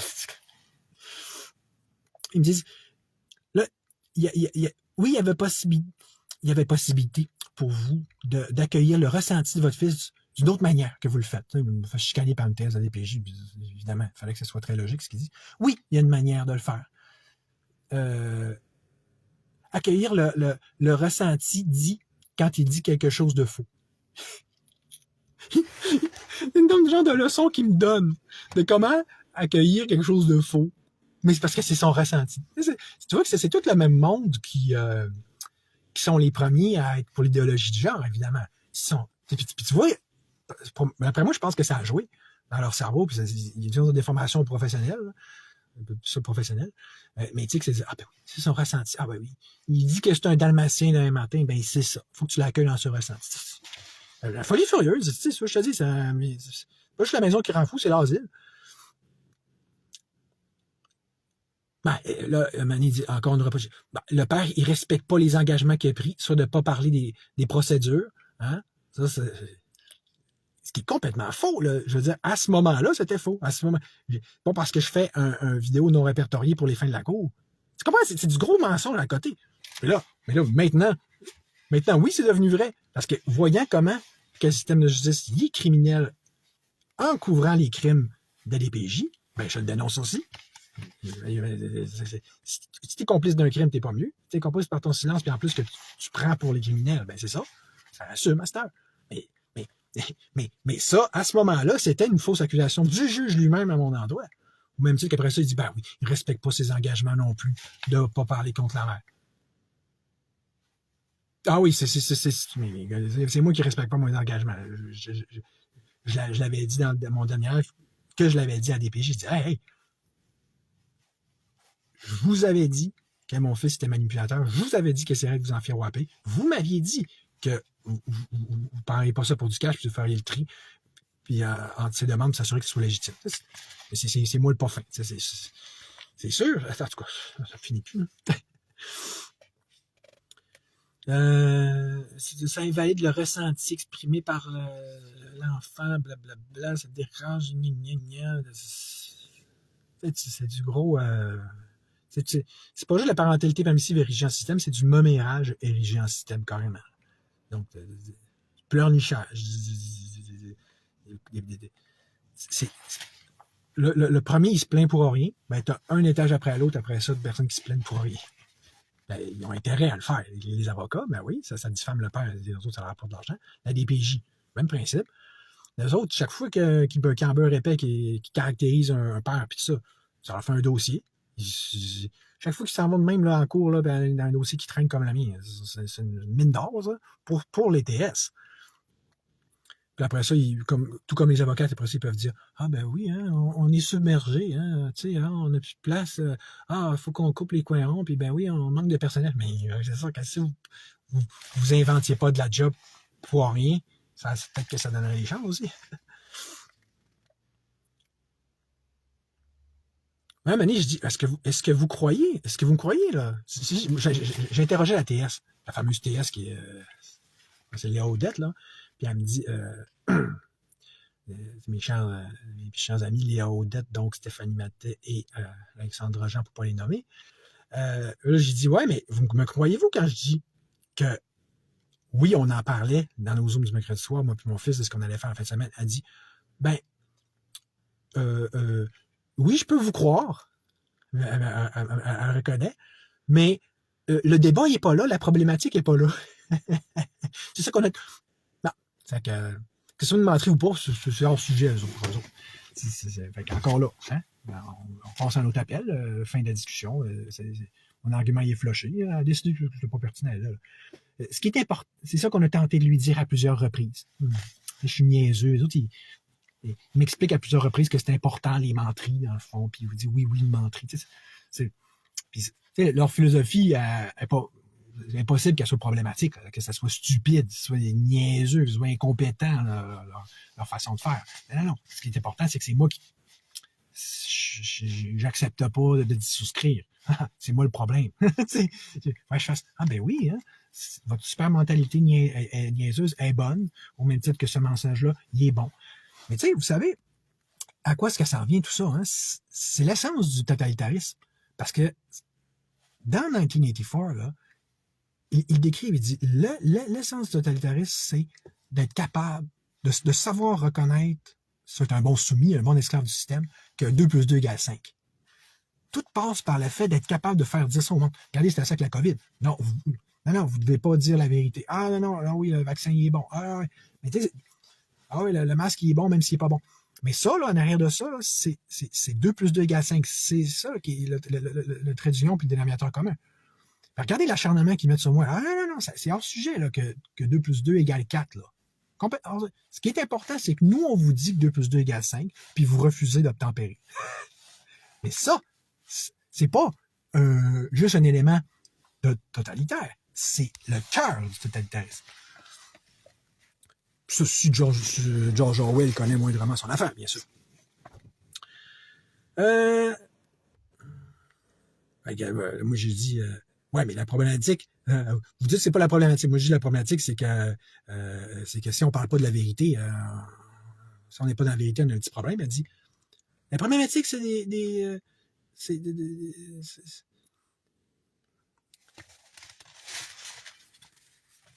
comme fait une affirmation comme quoi que de dire que quelque chose est mensonger, c'est pas correct. En tout cas, là, je dis, vous trouvez pas qu'il y a une accusation implicite à dans le fait de dire que parce que je dis c'est une accusation mensongère de dire que je dis pas à mon fils d'avance qu'est-ce qu'on va faire avec lui cette semaine. J'ai dit, ouais, tu vois pas qu'il y a une accusation qui est implicite à ça. Là, la petite avocate avait objection. Ça, elle a fait, je sais pas comment de fois, tout le champ, je parle, objection. Encore le genre d'affaire que tu n'as aucunement en cours supérieur, là, parce que là, justement, on se comporte avec un peu plus de dignité. Là, c'est vraiment comme dans l'album du peuple. Puis, tu sais, exemple d'objection, elle dit, je vais m'objecter encore une fois à la question de monsieur, blablabla. Fait que la procédure, c'est pas ça. Ce qu'il faut, c'est que madame réponde à des questions. Fait que, tu sais, si j'essaie d'aller encore une fois dans le cas de la question, me faire répondre objection, puis je peux pas parler de ça. C'est encore... Vous voyez l'aspect kafkaïen de ça, là, c'est que c'est la jungle, là. Vous auriez vu ça, je vous ferais jouer ça, vous dites, moi, mais c'est risible, c'est de traficoter tous les éléments institutionnels du système de justice pour en faire du gros n'importe quoi. C'est juste pour dire, OK, on va fermer la gueule puis lui faire comprendre qu'il ne peut rien faire, t'sais. Là, moi, je pose une question sur la petite Léa Odette, là. Je dis, ouais, mais t'as-tu une formation en médiation pour avoir chié ton affaire de même? C'est pas ça, mais c'est ça que je voulais dire. Elle me dit, oui, j'ai une formation en médiation, mais avant tout, je suis quand même travailleuse sociale, puis qu'il y a le devoir de protéger un enfant de mauvais traitements psychologiques. Oh! Ah, d'un coup, moi, je fais des mauvais traitements psychologiques. Oh, c'est drôle, hein? Ils n'ont jamais pourvu aucune preuve de ça. Moi, j'arrête pas de déposer des preuves d'aliénation parentale qui sont une vraie forme reconnue de violence psychologique. Tout comme j'ai déposé plein de preuves de violence psychologique de la mère. Tout ça, c'est flushé. Mais moi, là, tout d'un coup, encore un autre lapin qui sort du sac. Là. Tout d'un coup, je fais de la violence psychologique. Il n'avait jamais osé le dire à l'avance, mais il shoot ça de même Puis là, il y a son ETS, fait que là, tout d'un coup, ben là, ils ont raison. Hein, tout ce qu'il dit, c'est comme une fois, là, c'est pas mieux pour moi que si c'est le pape qui avait parlé, là, tu sais. Fait que, donc, madame, moi, je comprends une chose si je fais...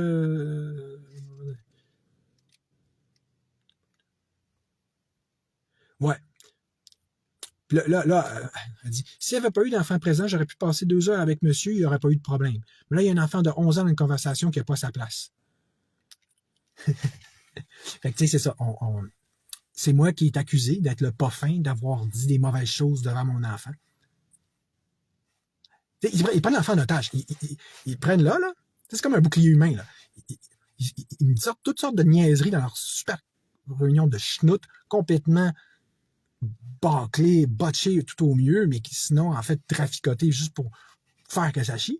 Puis après ça, c'est toi l'inconsidéré, puis l'irresponsable qui parle mal, puis qui dit toutes sortes de choses qui se peuvent pas, comme si on avait beurré épais non-stop devant ton enfant de 11 ans. Mais écoutez le live. Moi, je réponds à chacune des conneries qu'elle me dit. La première, c'était de me dire oui, la fausse accusation, mais après ça, elle se débat, comme le dit dans l'autre vidéo bénite, en me sortant un sophisme après l'autre. Je dis, bon, tac au tac, je dis, tu me dis ça, je te réponds ça. Tu sais, tu me dis des niaiseries, je te réponds. Tu sais, c'est moi, là, le mauvais d'avoir. Mais ça, la mère, elle faisait ça aussi. Je l'avais expliqué, là, dans le live à cet effet-là. Elle dit, là, est-ce que t'as rassuré Gabriel? Tu as fait un colleux? Je dis, ben, dans mon fils, là, t'en zoom ça. Je dis, ça marchait tant que ça, ta stratégie, ça aurait paru à date. Là, chez moi, je suis qui est pas fin. Mais encore une fois, après, c'est elle qui a commencé. Après l'enfant en otage. Fait que là, ces petites femmes-là, quand tu feras l'enfant en otage, il faudra dire, ben oui, Ben oui, parce que sinon, ça va être toi le méchant qui a osé leur répondre à leur niaiserie, à leur fausse accusation stupide, complètement infondée, mais devant l'enfant. C'est pas du gaslighting, c'est pas malsain, c'est pas ultra. Je veux dire, il n'y a pas de niveau, je ne sais pas de mots pour décrire comment que c'est mauvais, que ça doit être un crime à quelque part, je suis sûr. Il faut que ce soit. Là, l'avocate a mené la DPJ a dit, je pense qu'il y a urgence à ce qu'une décision soit rendue présentement. On a un jeune qui a 11 ans. Tu sais, un petit argument de femme là, émotive. Là. Ouais, on sait qu'il a 11 ans. Puis, il y a 11 ans! Il y a 11 ans! Tu sais, après ça, l'avocate, là, très responsable de savoir. On entend le discours du père, tout est la faute de la mère, il n'y a rien à se reprocher. OK. Mais mettons que c'est la faute de la mère. Mettons que je l'ai prouvé d'ailleurs, exemple, dans tous mes lives que j'ai fait là-dessus, puis les documents, puis que j'avais déjà prouvé. Mais mes lives que j'ai fait la question, j'ai juste mis en live qu'est-ce que j'avais déjà mis dans mes documents, mais qui m'ont tous flushé un par eux. Fait que, OK. Mais ça se peut-tu que j'ai raison? Mais non, ça se peut pas, parce que c'est moi le gars. Elle, c'est la femme, il faut qu'elle ait raison. Mais mettons que j'ai raison. Que ce soit sur ça, sur la mère de mon fils, ou sur Legault, ou sur la DPJ. Il est où le mal que je le dise? C'est moi qui ai raison, c'est moi qui ai raison. Si c'est l'autre qui a tort, c'est l'autre qui a tort. Ah ben non, je suis nono, je suis niaiseux, je suis responsable de dire que j'ai raison. Même si je le démontre, là. Là, je suis comme un bébé lala de dire que c'est moi qui ai raison, puis que c'est l'autre qui a tort.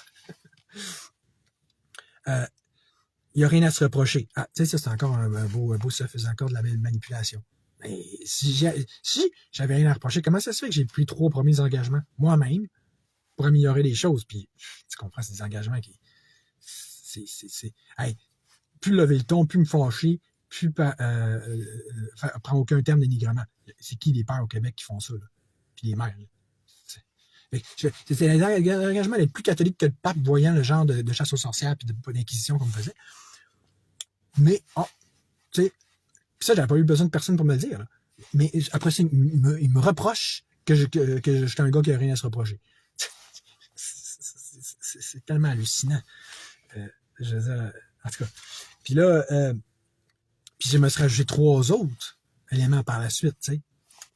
Mais mes autres, ils me dépeignent, tu vois, ils veulent pas me dépeigner comme quelqu'un qui est capable de se regarder, puis s'améliorer, puis tout ça, puis déjà qui est un père, des meilleurs pères que tu peux retrouver possiblement au Québec, qui en fait encore et toujours plus. Non, on va le présenter comme quelqu'un qui, en fait, notamment, un bébé lala qui est narcissique dans le fond, puis qui n'a jamais rien à se reprocher. Ce qui est en fait plus le cas de la mère, justement. C'est ça, tout a été inversé. Même lorsqu'il rencontre avec les intervenantes sont là, puis que ils demandent de pas parler, exemple de la mère, il peut pas s'en empêcher. Fait que c'est moi là, le débile là, obsessif-compulsif, là, qui est pas capable de lâcher le morceau. Alors, c'est eux autres qui amènent une pomme de discorde. Ou est-ce que c'est la mère qui est fautive? puis c'est pour m'essayer de me rapprocher que je peux pas m'en empêcher de parler d'elle. Puis, madame a mentionné tout à l'heure que son but, c'est pas qu'il n'y ait plus de contact. Blablabla. Ça, c'est ça qui me tue le plus là-dedans. Il dit, personne ne veut vous couper contact. Mais c'est ça qu'ils font de façon toujours plus complète, une étape après l'autre, puis de façon très rapprochée dans le temps. On passe de étape 1, 2, 3, 4, 5. Puis, au même titre qu'ils vont dire, ils l'ont dit souvent dans l'audience, on ne dit pas que vous n'avez pas de compétences parentales. On ne dit pas que vous n'êtes pas un bon père. Mais pourquoi vous m'enlevez mon fils? C'est encore plus con, d'abord, encore plus justifié, encore plus criminel. Dire, comprenez-vous? Vous dites une chose, vous dites son contraire. C'est ça, c'est blanc ou c'est noir, c'est ça ou c'est pas ça? Ah oui, mais tout va bien. On ne veut pas couper les contacts. C'est un très bon père, mais on vous enlève tous les contacts. Donc, on vous traite comme si vous étiez un père déchu, dans le fond, alors que je ne suis même pas. Un moment donné, j'arrive et je dis, autre chose, monsieur. Il me dit, non, monsieur. Tu sais, il me coupe, il me dit, là, monsieur le juge intervient dans sa grande virilité, là, tu sais, sa grande, là, il est fâché, là, c'est Zeus, là, tu sais, c'est la foudre du ciel s'apprête à tomber sous moi. Écoutez bien ça. Il dit, dans le présent dossier, qui est celui de mon fils, là, qui est un jeune de 11 ans, on me demande de rendre une ordonnance à le fait que pendant l'instance, pour une période de maximum de 60 jours, que l'enfant soit confié à sa mère avec supervision de la directrice, donc la DPJ, à l'effet que le contact avec le père soit supervisé. J'ai eu l'occasion d'entendre la preuve qui m'est adressée monsieur Blanc.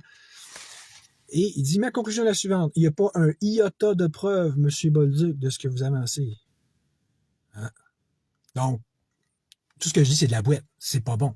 C'est de la merde. Je suis vraiment niaiseux. Il n'y avait pas un iota. OK. C'est drôle, hein?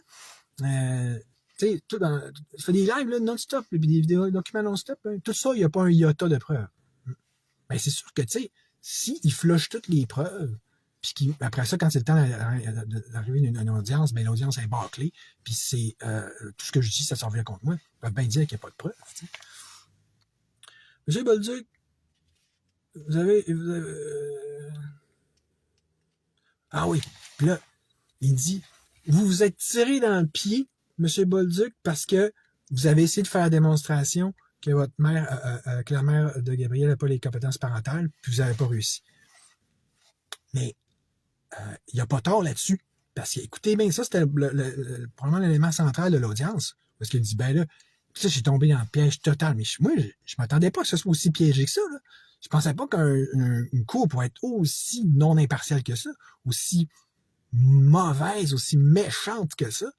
J'ai pris mon 2 minutes, là. J'ai été désarçonné.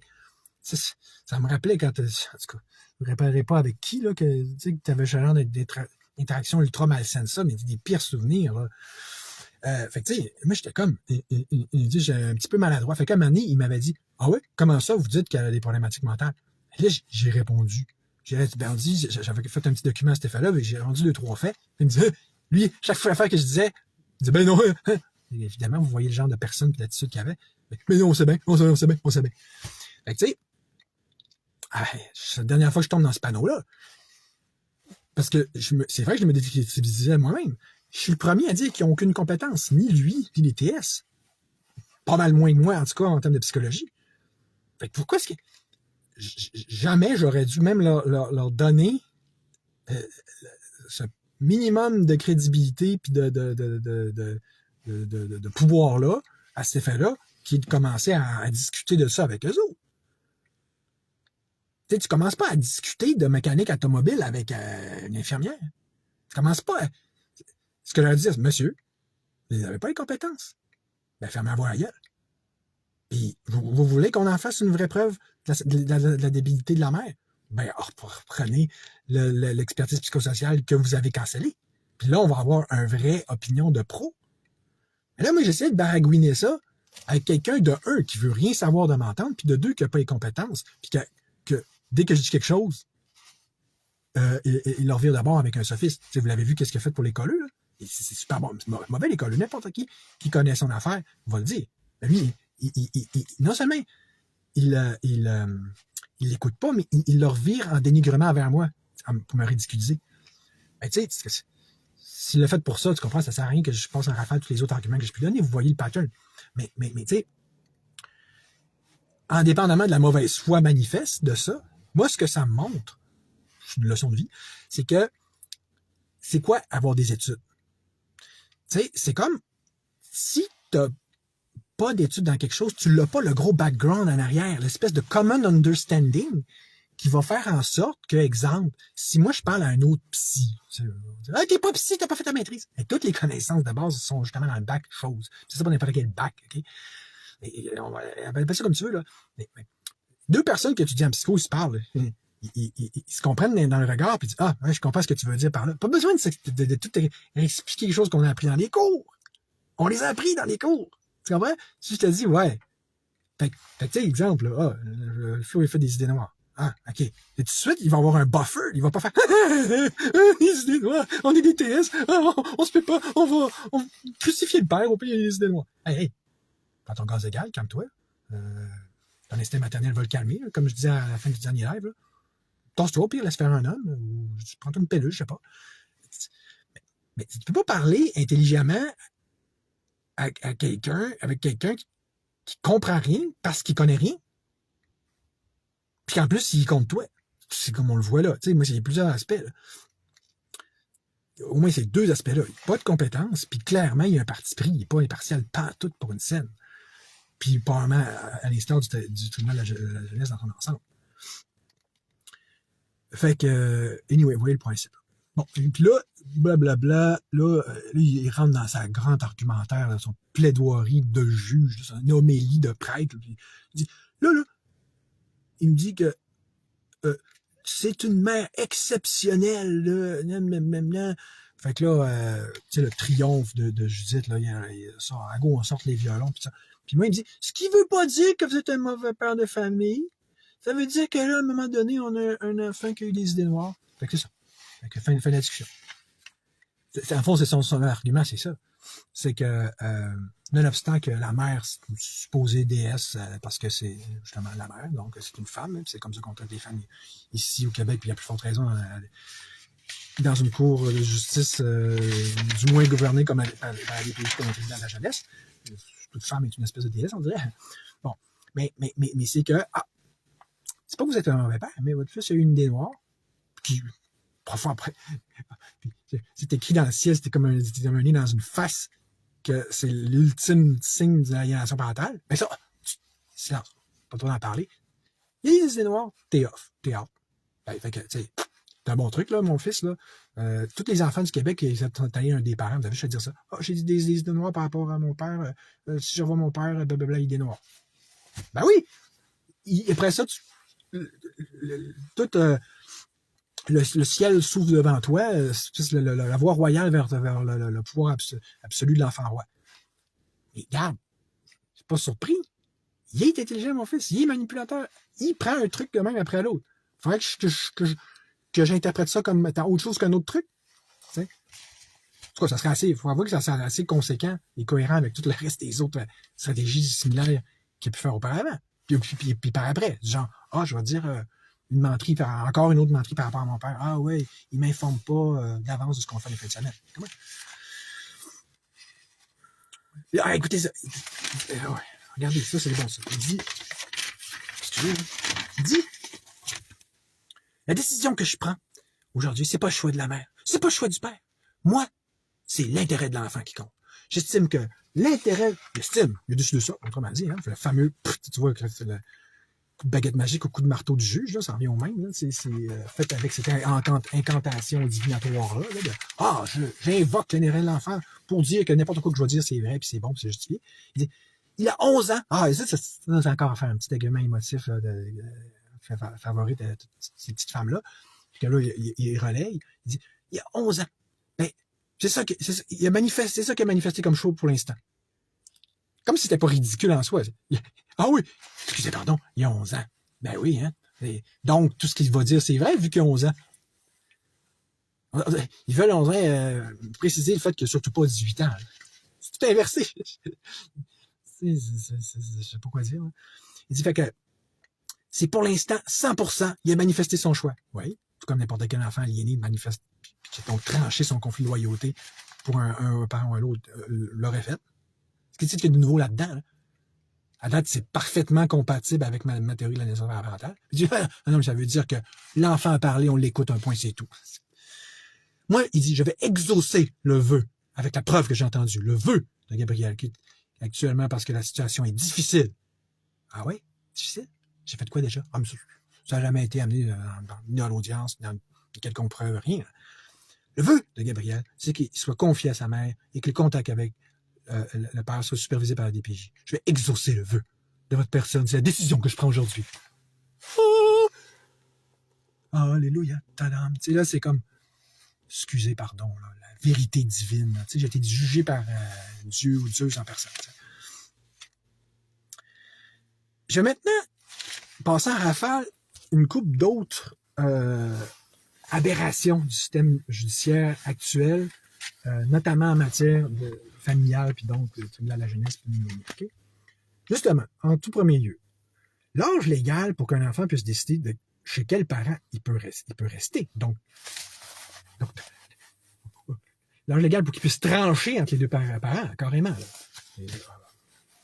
Indépendamment de si il y a de l'aliénation parentale, hein, puis que s'il y a de la parentalité permissive, l'enfant roi d'un côté ou de l'autre, ce qui tendrait un petit peu à aller dans le sens de l'aliénation parentale, ou en tout cas à lui donner intérêt, hein, tout simplement, à l'enfant, intérêt, pas pour ce qui est de son vrai intérêt ultime à lui, mais il veut dire que ça pourrait l'intéresser à trancher de cette façon-là. Okay.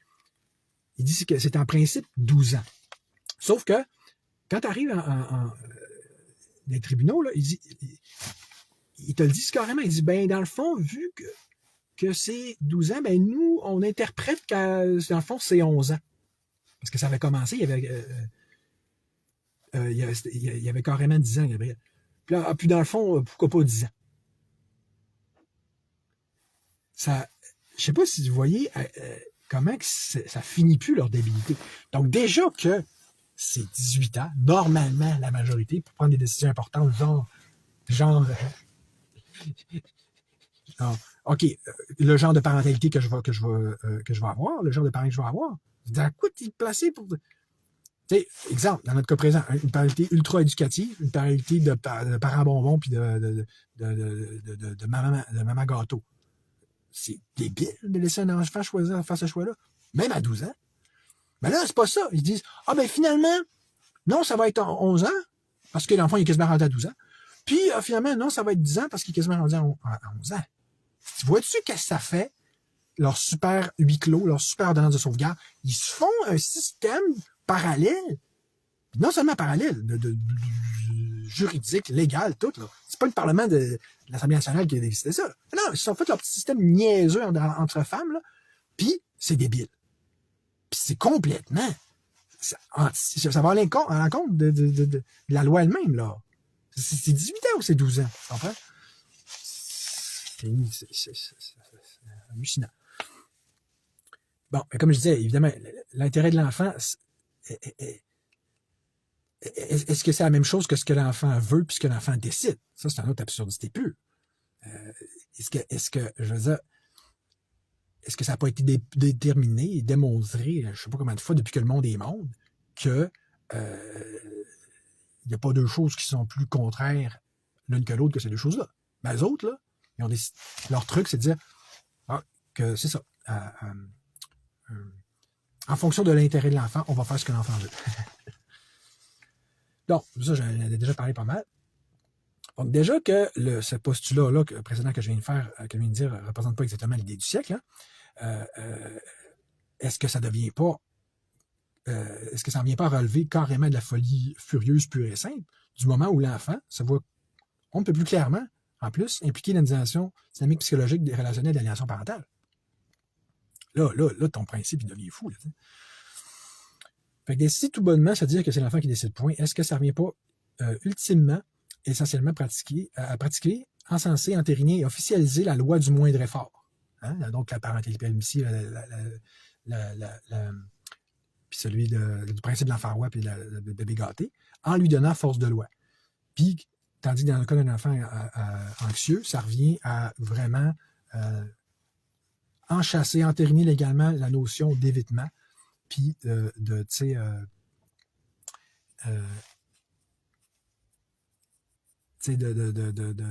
comment on appelle ça? Oui, le renforcement finalement de son anxiété. C'est ça que ça fait. À chaque fois que tu sors pas de ta zone de confort, puis qu'on te dit, ah non, ouais, ok, tu veux pas, fais-le. Ben, lui, ça facilite, ça renforce pas juste la loi du moins d'effort, mais ça renforce le principe que, tu sais, il est aussi bien de pas trop s'exposer au monde extérieur. Tu sais, puis que ça rend d'autant plus menaçant, puis, tu sais, étranger, aliénant, justement, le monde extérieur et le père qui en est l'ultime démonstration. On dit en spiritualité que le père, c'est l'altérité, justement. Mais c'est particulièrement vrai dans mon cas, vu que c'est ça que je faisais avec Gabriel. L'exposer le plus possible à tout ce qu'on peut faire dehors, tout ce qui peut avoir de discipline intellectuelle, tout ce qui est autre que ton petit cocon avec ta petite maman. Ouais, écoutez, une autre absurdité fondamentale, incroyable que le système juridique actuel, tu sais, si je comprends bien, un parent aurait soudainement plus le droit de se fâcher en présence de son enfant, ni de chicaner de son enfant, ni lui adresser le moindre reproche ou terme dépréciatif, ce qui revient qu'ils ont même, sous peine de perdre ses accès à ce dernier de façon aussi complète que soudaine et automatique. Moi, imagine, c'est pas, je veux dire, si on se mettait à appliquer ça, tous les parents perdraient leurs enfants. Donc là, c'est une discrimination. Si t'es un couple séparé, c'est ce genre de dynamique-là qui risque de s'appliquer, puis de règles-là qui risquent de s'appliquer à toi, alors que si t'es deux parents qui se tiennent, puis sont pas séparés, d'un qui sont pas séparés, ou qui sont séparés puis qui se tiennent, oh, là, t'es correct, t'as le droit de le chicaner et de le reprocher. Donc, puis, en plus, comme si c'était dans l'intérêt de l'enfant, là, ça, qui se fait jamais remettre à sa place, là. Puis, tu sais, en plus, ben moi, comme je te dis, je l'avais vu venir, cette espèce de loi totalitaire improvisée par cette espèce de féminocratie puis de gynocratie misante là. Je m'étais dit, OK, je vais moi-même m'auto-restreindre. Je vais pas, tu sais, là, je vais prendre des engagements en ce sens-là. Et s'ils vont faire ça, ils sont pas contents, ça ne fit pas. Fait qu'ils vont venir plus catholiques que le pape puis dire, oh là, mais t'as 10 bines, là. Oh là, c'est l'espèce de folie furieuse qui est encore là, qui embarque de dire, tout ça à partir d'une règle non écrite, là. Mais leur langue non écrite, c'est, exemple, t'as pas le droit de faire une chicane. Fait que si tu fais un tantinet de chicane, oh là, c'est comme t'es mauvais père, violence psychologique. Même chose pour ce qui est de l'aliénation parentale, là, tu sais. Tu dis, c'est toi qui est sur le projecteur, là, qui ont pris en grippe, là. Tu te dis, ouais, mais là, la mère a fait, ah, ben là, la titre, là, toi, tu viens de signer ton arrêt de mort. C'est ça. Fait que,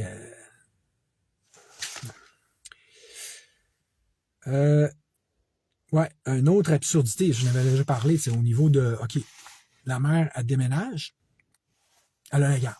Ce que j'avais pas compris, c'est que ça a été le début de comment je me suis fait avoir dans tout ça. Fait que, parce que, tu sais, quand elle est arrivée avec l'ordonnance de sauvegarde en octobre 2024, en disant, Charles-Olivier, blablabla, t'étais pas fin, ben, une des choses qu'elle affirmait, c'est, de toute façon, j'ai la garde de facto. Ah ouais? Ce que je sais, c'est que le dernier jugement, c'était un jugement de garde partagée. Avoir su que c'était ça le deal, puis que c'était ça l'arnaque, j'aurais fait ce que j'ai justement pris soin de ne pas faire quand tu as décidé de quitter la petite maison où est-ce qu'on vivait ensemble, ben en haut, moi en bas, en super entraide. Puis j'aurais dit, justement, j'aurais fait, ah non, tu peux pas, je t'empêche, je prends la loi puis le gouvernement pour t'empêcher de faire ce que tu veux, tu sais. Mais moi, comment aurais-tu voulu que je sache que au Québec, contrairement à ce que mon père avocat m'avait dit quand j'étais jeune, il m'avait dit un contrat, pour lui, il n'y a rien de plus sacré qu'un contrat. D'ailleurs, tu sais, voyant que c'était pourri le système juridique, faut croire, il était sorti il allait plus plaider, il se concentrait sur le droit corporatif avant de se concentrer sur le droit autochtone. Fait que quand lui, il n'y avait rien de plus important, précieux, puis même sacré qu'un contrat. D'ailleurs, C'était une des façons qu'il y avait de nous élever, moi et ma soeur. Ma mère disait, là, ils sont pas des avocats, mais c'était quand même pas pire comme truc parental. Elle dit, on fait un contrat, on fait une entente pour pouvoir respecter. Puis il m'avait dit, un contrat, là, même si c'est écrit sur une napkin d'un restaurant avec un crayon plomb, ça reste un contrat, ça a valeur légale. Moi, naïf, qui est fils d'un avocat lui-même assez idéaliste, puis tu sais, on croit que ça va m'avoir réjoui contre moi au final. Je croyais que c'était comme ça. Tu sais, si on a un jugement puis une entente de garde partagée, c'est comme ça. Ben non, eux autres, là, c'est comme ça tant que le gouvernement ne décide pas que c'est plus comme ça. Donc, ce que je résume donc par le paragraphe suivant, je dis, ils entendent plus officiellement, ce qui est une autre aberration du système juridique, ils entendent plus officiellement deux individus citoyens, majeurs pas vaccinés, mais majeurs et en toute connaissance de cause, et qui plus est, lorsque se voyant officialisé sous forme d'un jugement aboli du forme, comme un jugement de garde partagée, en fait, ça vaut rien du moment où il finit par prendre à l'envie d'une quelconque avocate, puisque c'est évidemment dans son intérêt professionnel à elle de déniaiser avec ça, vu que ça y rapporte de l'argent, de venir dire un bonjour que ce n'est soudainement plus bon et valide. Il n'est plus bon, votre jugement de garde partagée. Ah oui? Et ça en raison de telle obscure politique gouvernementale. Bon, j'ai déjà parlé, je ne l'écrirai pas, c'est quoi, là? De toute façon, c'est même là, si on est en droit, il y a une question de comment tu le vois, là. Et qui, par démission, reviendrait donc à suppléer, à se superposer à la volonté initiale des deux parties contractantes, et telle qu'exprimée par le jugement en question. Comme par exemple celui d'une garde partagée. Autrement dit, les ententes, c'est pas grave. Les contrats, désormais, c'est pas valide. Ça sert à rien. C'est valide, justement, tant aussi longtemps que ça l'est plus, et donc, plus précisément, tant aussi longtemps que cette caste supérieure, qui représente donc les fonctionnaires, d'une part, et les magistrats, donc, comme les avocats et les juges, ne décident pas un bon matin, puis évidemment, ça parlait des TS, ne décident pas un bon matin de les valider d'un coup de crayon. C'est pas cute. Fait que, tu sais, parce que, dans le fond, comment ça avait commencé ça, c'est que là, un fonctionnaire qui dit Monsieur Charles-Olivier, vous n'avez plus droit à aucune allocation parce que l'enfant, il réside moins de 30% du temps avec vous. 30% du temps, zéro allocation. C'est super logique. Plus, je dis, ouais, mais il y a 30%. Ça, c'est une nouveau méthode de petit calcul de petits fonctionnaires de gouvernement, de maison qui en fout, d'incompétents, puis de machinal, là, tu sais. Parce que, moi, surtout que moi, je l'avais 3 fins de semaine sur 4. Justement dans un esprit de garde partagée, mon petit gars. Puis que j'avais à temps plein ces journées-là, comparé à la mère qui, elle envoyait à l'école durant la semaine. Elle dit, ça revient quasiment plus moitié-moitié. En réalité, le temps, en tout cas, ça s'approchant beaucoup plus que moitié-moitié, d'un 50-50 que d'un 30-70. C'est ça. C'est pas qu'on faire comprendre ça ni à une machine gouvernementale, ni à des petits avocats qui, après ça, s'appuient là-dessus pour dire, on a décidé que c'est plus une garde partagée.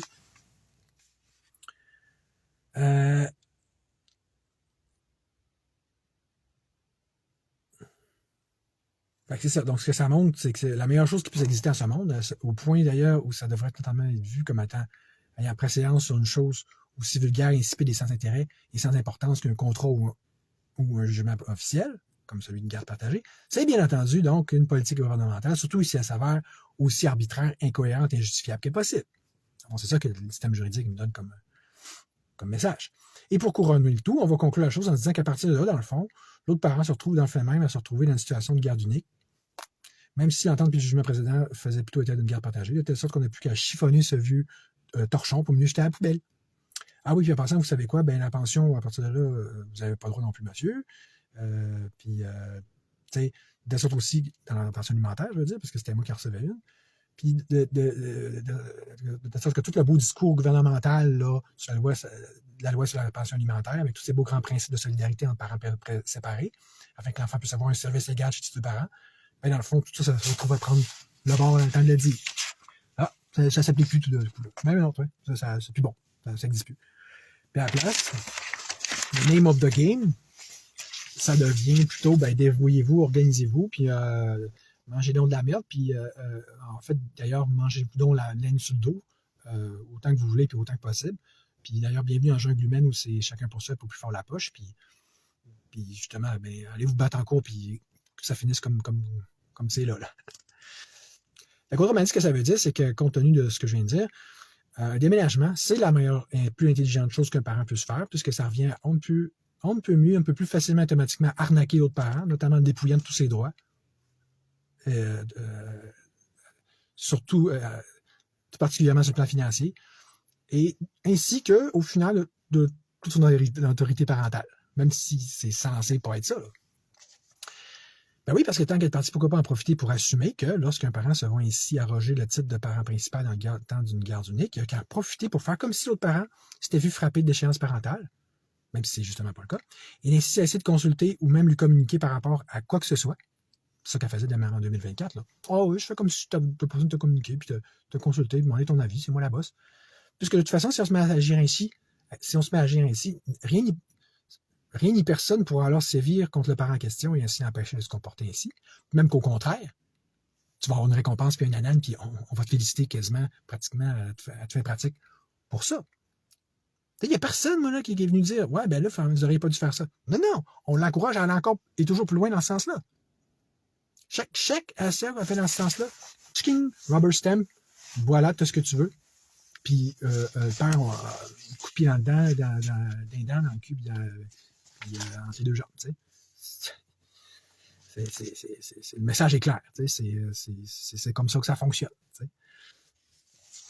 Le pire, ou plutôt le mieux pour un tel parent qui a donc eu l'idée géniale de déménager, plus exactement de le faire en premier, c'est qu'à partir de là, plus personne ne pourra redéménager l'enfant en confiant, par exemple, la garde à l'autre parent, sous prétexte que ça déstabiliserait l'enfant. Hein? Sauf que la déstabilisation causée au départ par le déménagement en question, celle-là, elle est bien correcte, par exemple, puisqu'il s'agit d'une sorte de droit aliénable pour le parent en question. Puis il faudra bien sûr essayer de me faire croire que c'est pas là, que c'est là autre chose que la discrimination. Autrement dit, la vraie règle à ce niveau-là, ça se trouve à être vive le déménagement, mais à condition qu'on ait l'intelligence de la faire en premier.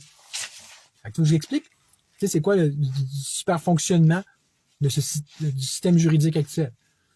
Ne serait-ce qu'au niveau de la chambre de famille et du tribunal de la jeunesse. Fait on voit qu'à ce niveau-là, c'est n'importe quoi, c'est de la boîte. Puis c'est pas rien, c'est censé concerner les enfants. Là, il faudra assumer qu'il n'y a pas ce genre de dérive, puis d'absurdité, puis d'arbitraire, puis de n'importe quoi dans les autres domaines du droit, puis les autres, donc dans le reste du système juridique québécois.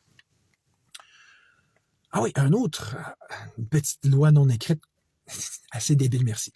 Une fois rendu en procès, si tu te fâches, tu perds. Ça, c'est mon père l'avait dit en premier. Là, si tu te fâches, là, ou si tu veux juste monter le ton, si tu veux avoir un peu d'émotion, oublie ça, t'es fait. Hein? Ah oui, comment ça? Si tu montes le moins de cycle d'émotion, indépendamment d'ailleurs de tout ce qu'on aurait pu te faire vivre, genre tout ce qu'on m'a fait vivre moi, non, c'est pas grave. Tu vas perdre pareil. Si tu ne te montres pas, par exemple, en fait, justement, on peut le voir avec mon cas, ultra révérencieux et donc, autrement dit, ultra licheux, que ce soit envers les PJ, envers les avocats, surtout envers les PJ et envers les juges, en fait, là, encore là, tu perds. D'ailleurs, si durant le procès, tu as le malheur de dire bin contre le système judiciaire, qu'est-ce qu'on va te faire? On va te coller aussitôt un outrage au tribunal. Mais, même chose d'ailleurs, même principe pour la DPJ qui devient comme pratiquement une extension du système judiciaire. Tu sais, il y avait bien dit, oui, vous pouvez faire une poursuite contre la DPJ, ça ne me dérange pas, tout ça. Mais c'est une TS qui te demande de licher le plancher, puis que tu n'as même pas besoin de faire un vrai outrage au tribunal envers eux, tu n'as pas besoin de. Imagine si j'avais dit ce que je pensais des autres. Tu as juste besoin de ne pas les traiter comme si c'était une déesse ou une reine. C'est ça. Fait que t'es fait, puis tu sais, puis là, tout ce que tu auras pu dire sur la DPJ ou contre l'autre va évidemment servir contre toi. Fait que quand on dit que tu perds, ça veut dire notamment, puis quand on dit que tu perds, ça veut notamment et plus exactement dire que tu perds ton enfant, là. Et plus spécifiquement et définitivement, toute forme de droit d'accès à ce dernier, donc une sorte de droit parental, tandis que celui-ci perd également accès à toi, ce qui n'est pas légal, et ça indépendamment de ta qualité en tant que parent, ou de la possibilité plus envisageable que tu sois en fait un meilleur parent que l'autre. Le tout représentement donc un revirement total, fondamental et absolu de la justice du roi Salomon, tel que notamment donc illustré par ce procès légendaire où il avait au contraire jugé que la vraie mère, c'était celle qui était le plus émue lorsqu'elle avait menacé de trancher l'enfant en deux. pour ceux qui ne connaissaient pas ce passage-là de la Bible, OK? La justice du roi Salomon, c'est devenu éponyme, OK? À travers toute l'histoire, puis elle a été notamment particulièrement illustrée par cette histoire-là. Il y avait deux femmes, ils arrivent, puis les deux, ils disent c'est mon enfant. Là, ils s'ostinent, ils argumentent, puis blablabla. Et là, le roi Salomon, il dit quoi? On va couper ce cours, c'est le cas de le dire, on va couper l'enfant en deux. Puis chacun va avoir une moitié. Puis là, aussitôt qu'elle dit ça, la vraie mère, parce qu'évidemment, il y en a une, elle dit non, tapez un instant. Faites pas ça. J'aime mieux vous donner l'enfant à mauvaise mère, à fausse mère, que vous tuer parce que c'est mon enfant. Fait que là, c'est quoi le lien que je fais avec la cour actuelle? C'est que on va remarquer que la réaction de la vraie mère, c'est une réaction émotionnelle. C'est pas une réaction, tu sais, je veux dire, c'est pas d'ordre rationnel. Tu sais, elle aurait pu dire, tu vois, l'autre était dans son mode calculateur, puis tout ça, puis il n'y a pas vraiment d'émotion. Fait que, tu sais, c'est pas elle qui a fait cette réaction-là épidermique en sortant de son. Fait que là, vous allez me dire, oui, mais c'est une émotion positive. Mais c'est pas ça la question. C'est une émotion pareille. Je vais y revenir. Puis l'autre élément, c'est que c'est un élément de sacrifice. Tu sais, la mère, elle se dit, j'aime mieux perdre mon enfant, moi, de plus avoir accès, mais qui continue de vivre. Fait que, je ne sais pas si vous voyez l'aspect de sacrifice. Je ne sais pas si vous voyez le lien qu'on peut faire avec ma situation à moi. Comme là, je risque d'aller en prison pour toutes ces dénonciations-là de crimes faits envers mon enfant. Ça montre comment que moi, je l'aime, mon enfant, tu comprends? Puis, au niveau de l'émotion, comme je le disais, là, oui, c'est une émotion qui est positive, mais si vous ne comprenez pas qu'une émotion peut être négative tout en étant bonne, ou donc une émotion négative peut être au moins tout autant, sinon plus, être un signe d'amour qu'une petite émotion de « Ah oui! Ben, d'un, vous allez voir mon live que je remettrai dans la description, ça. Pour ce qui est de légitimer les émotions comme la haine et la colère, à tout le moins. Et puis d'ailleurs, en ce sens-là, pour ce qui est d'en revenir et d'en rester dans le contexte avec la parentalité en tant que telle, je vous rappellerai quelque chose qu'une avocate, avec laquelle j'avais des cours d'anglais à l'époque, avait déjà dit, elle dit, moi, là, si question de mes enfants, je serais prête à tuer. Ah, mais elle, puis là, je vais devenir en mode maman, tigresse, puis louve, puis gna, tassez-vous de là, mettez pas sur mon chemin. Non, c'est en tant que je veux bien quoi. Là, évidemment, il faut comprendre, hein, j'imagine, qu'elle a le droit de dire ça parce que c'est une avocate, puis parce que c'est une femme. De telle sorte qu'elle est doublement supérieure à quelqu'un comme moi. Elle a le droit de tout ça. Mais, ce qui est important, puis je reviens pour tout de suite dans mon point, c'est que ce que ça montre, c'est qu'il y a de l'émotion là-dedans. Puis c'est pas nécessairement de l'émotion positive, c'est de l'émotion combative, c'est de l'émotion protective, de protection envers son enfant, puis qui est exactement la même que n'importe quel animal pourrait avoir d'ailleurs. OK? Fait que, tu sais, pour en venir à la notion de faut pas d'émotion en cours. Là, si tu montres de l'émotion, même si elle est négative, et notamment si elle est négative, en quoi est-ce que tu montres pas que tu es le vrai bon parent qui est réellement préoccupé par son enfant, puis qui, à cause de cet amour-là, puis de cette intégrité-là qu'il porte, ça, à cause de ça rend d'autant plus insupportable et inacceptable tous les sévices, puis la violence psychologique, genre l'aliénation parentale, toute la mauvaise parentalité, toute la violation des droits de l'enfant, en coupant d'un des deux parents, qui sont imposés, puis qui sont perpétrés. Mais là, ce qu'on nous demande, c'est non, faut que tu n'aies aucune émotion. Faut que tu laisses des sévices être imposés à toi et à ton enfant. Mais pas juste ça. Sans maudire, puis en disant quasiment merci, puis en sautant les violons, puis bravo, vous êtes vraiment merveilleux. Sinon, t'es méchant parce que tu as réagi. Tu vois-tu comment c'est traumatisant? C'est tellement malsain que c'est vraiment... En fait, dans Nankin et Tufo, on voit une scène comme ça aussi. Là, il torture, puis il faut qu'il dise qu'il aime son tortionnaire. Tu sais. Évidemment, le tortionnaire de l'État. Tu sais. L'État, c'est comme ça aussi. Là. C'est actuel. C'est une torture après l'autre, que ce soit au niveau de la COVID, de toute la destruction totalitaire de nos droits après nous autres. Puis, on nous empêche, on nous interdit de protester. Ben non, on met des lois totalitaires comme C2, C6, C ça, pour dire, non, il ne faut pas vous parler, par exemple. Tout ce qu'on peut dire, puis plus ça va aller, puis il faut pouvoir avoir d'émotion. Je retrouverai le live là-dessus, là, sur l'interdiction de l'émotion. De plus en plus, c'est ça de façon générale, puis à plus forte raison dans le tribunal de la famille. Toutes les seules émotions qu'on va avoir demain matin, on va se réveiller de bord, on va se lever le matin, on va dire, soyez joyeux et heureux en tout temps. Comme dans Brave New World. Parce que c'est ça, là, tout le monde est content. Faut que tout le monde soit content, puis on va prendre les moyens en vous droguant pour que vous soyez. Comme ils le font d'ailleurs avec les réseaux sociaux, puis avec toutes les autres formes d'écran, puis de pain, puis des jeux modernes, tu sais, sans parler de tout l'argent du gouvernement socialiste.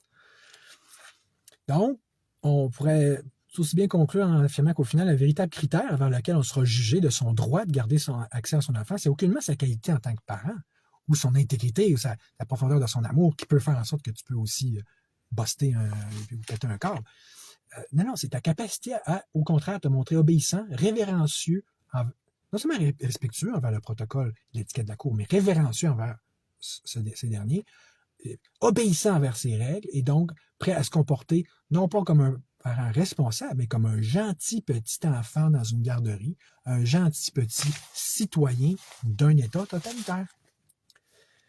Et indépendamment de toutes les aberrations mentionnées ici haut, ou de toute autre aberration plus spécifiquement propre au dossier en question, nul mot ne doit être communiqué en public, bien sûr, de quelque façon que ce soit, en vertu de ce qu'il appelle une ordonnance de non-publication, puisqu'après tout, il ne faudrait tout de même pas que la population puisse savoir à quel point le système judiciaire peut mal faire son travail, ou plus spécifiquement à quel point il peut faire de façon si absurdement et ridiculement arbitraire, comme on a pu le voir aujourd'hui, que ça n'en deviendrait que ça n'en devient que hyper kafkaïen. Si bien, prochainement, je vous ferai mon best-of de mes meilleures pages du procès de Kafka, vous allez voir à quel point ça s'applique. Si bien sûr, dans tout ça, l'idée, c'était pas que ça revienne à ce que les décisions rendues soient d'autant plus contraires au réel intérêt des enfants. Et donc inverse à ce que la Cour elle-même prétend s'être fixée comme but premier dans le droit matrimonial ou en général. Donc, tu sais, c'est ça. Il ne faudrait pas que la population réalise à quel point c'est faux qu'ils sont là dans l'intérêt des enfants. Puis à quel point ils font tout le contraire, qu'ils font tout sauf ça et pas rien qu'un peu.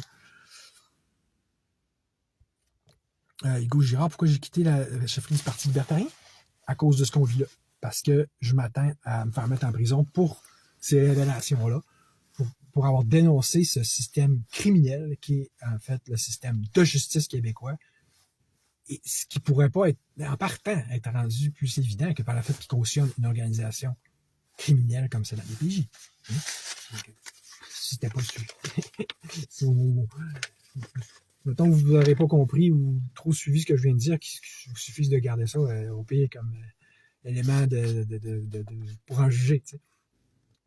Autrement dit, il ne faudra donc surtout pas que le public puisse savoir à quel point le système judiciaire peut s'avérer dangereux, ou plus exactement destructeur vis-à-vis du sain et réel développement global et psychologique des enfants. Ce qui prouve qu'en réalité, ce qui est réellement en jeu dans tout ça, c'est nullement l'intérêt des enfants, mais bien sûr celui du système judiciaire lui-même, ainsi que de la DPJ, et donc plus exactement le fait que ces magistrats ne se voient aucunement importunés, et encore moins considérés comme étant imputables, et ça indépendamment de quel point leur travail pourrait possiblement se voir fait de la pire façon envisageable. Je ne sais pas si vous réalisez pourquoi que je passe par les réseaux sociaux pour faire ce genre de dénonciation-là. Parce que là, c'est pas juste que... Comment je pourrais m'attendre à une vraie justice de ce système aussi d'injustice que ça, aussi peu juste que ça, aussi clairement d'injustice?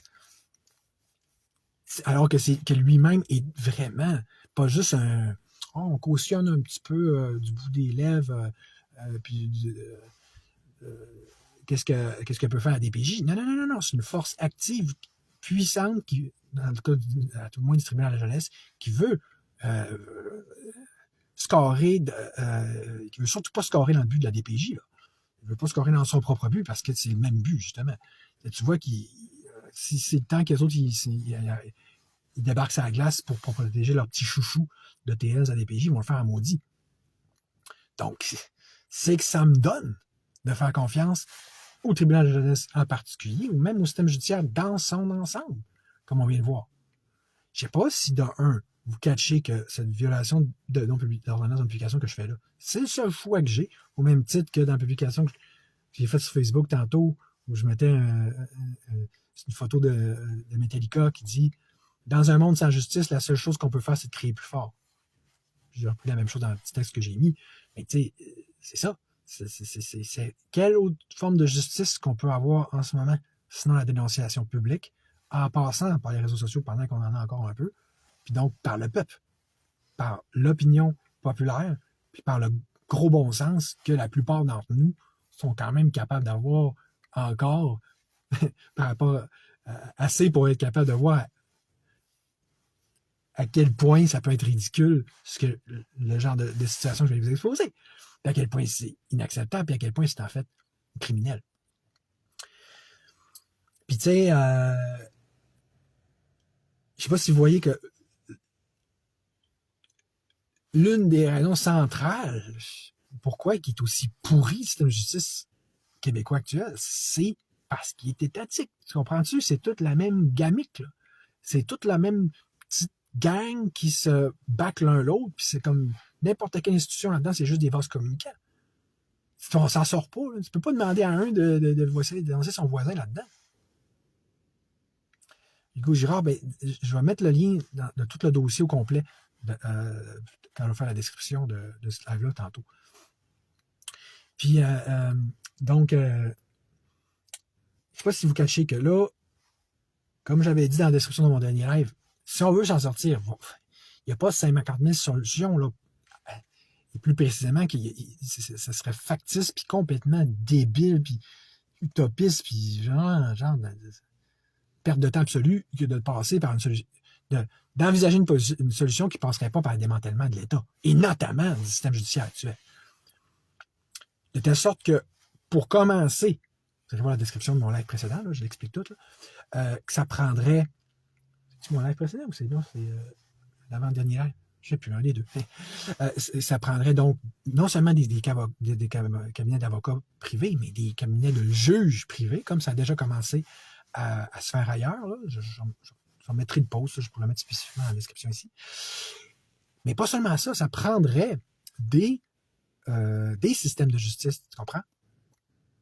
Parce que même des différents endroits dans le monde où tu as des cabinets de juges privés, la justice continue d'être une prérogative de l'État. C'est toujours ce qu'on appelle les droits régaliens. Puis même en Argentine, même sous Javier Milei, même ici, Yann Rochdy, il n'envisage pas non plus de changer ça. C'est pour ça que je fais ça. Quand vous aurez catché à quel point c'est pourri, vous aurez compris, comprendrez à ce moment-là à quel point que la seule vraie solution, tout comme le système d'éducation, tout comme le système de la santé, comme la DPJ, tout comme n'importe quoi qui appartient probablement à l'État, c'est qu'il faut absolument que ça soit démantelé et donc, autrement dit, privatisé. Oui. Ben oui. OK? Puis là, je sais que vous avez un bug mental comme je dis, ben non, privatiser, c'est pas bon. Si c'est public, si c'est socialisé, si c'est étatisé, c'est bon. C'est ça le problème. C'est ce problème-là qui est dans vos têtes. Puis tant qu'il va être là, on s'en sortira pas. Les plates, mais c'est ça. Merci, bonsoir.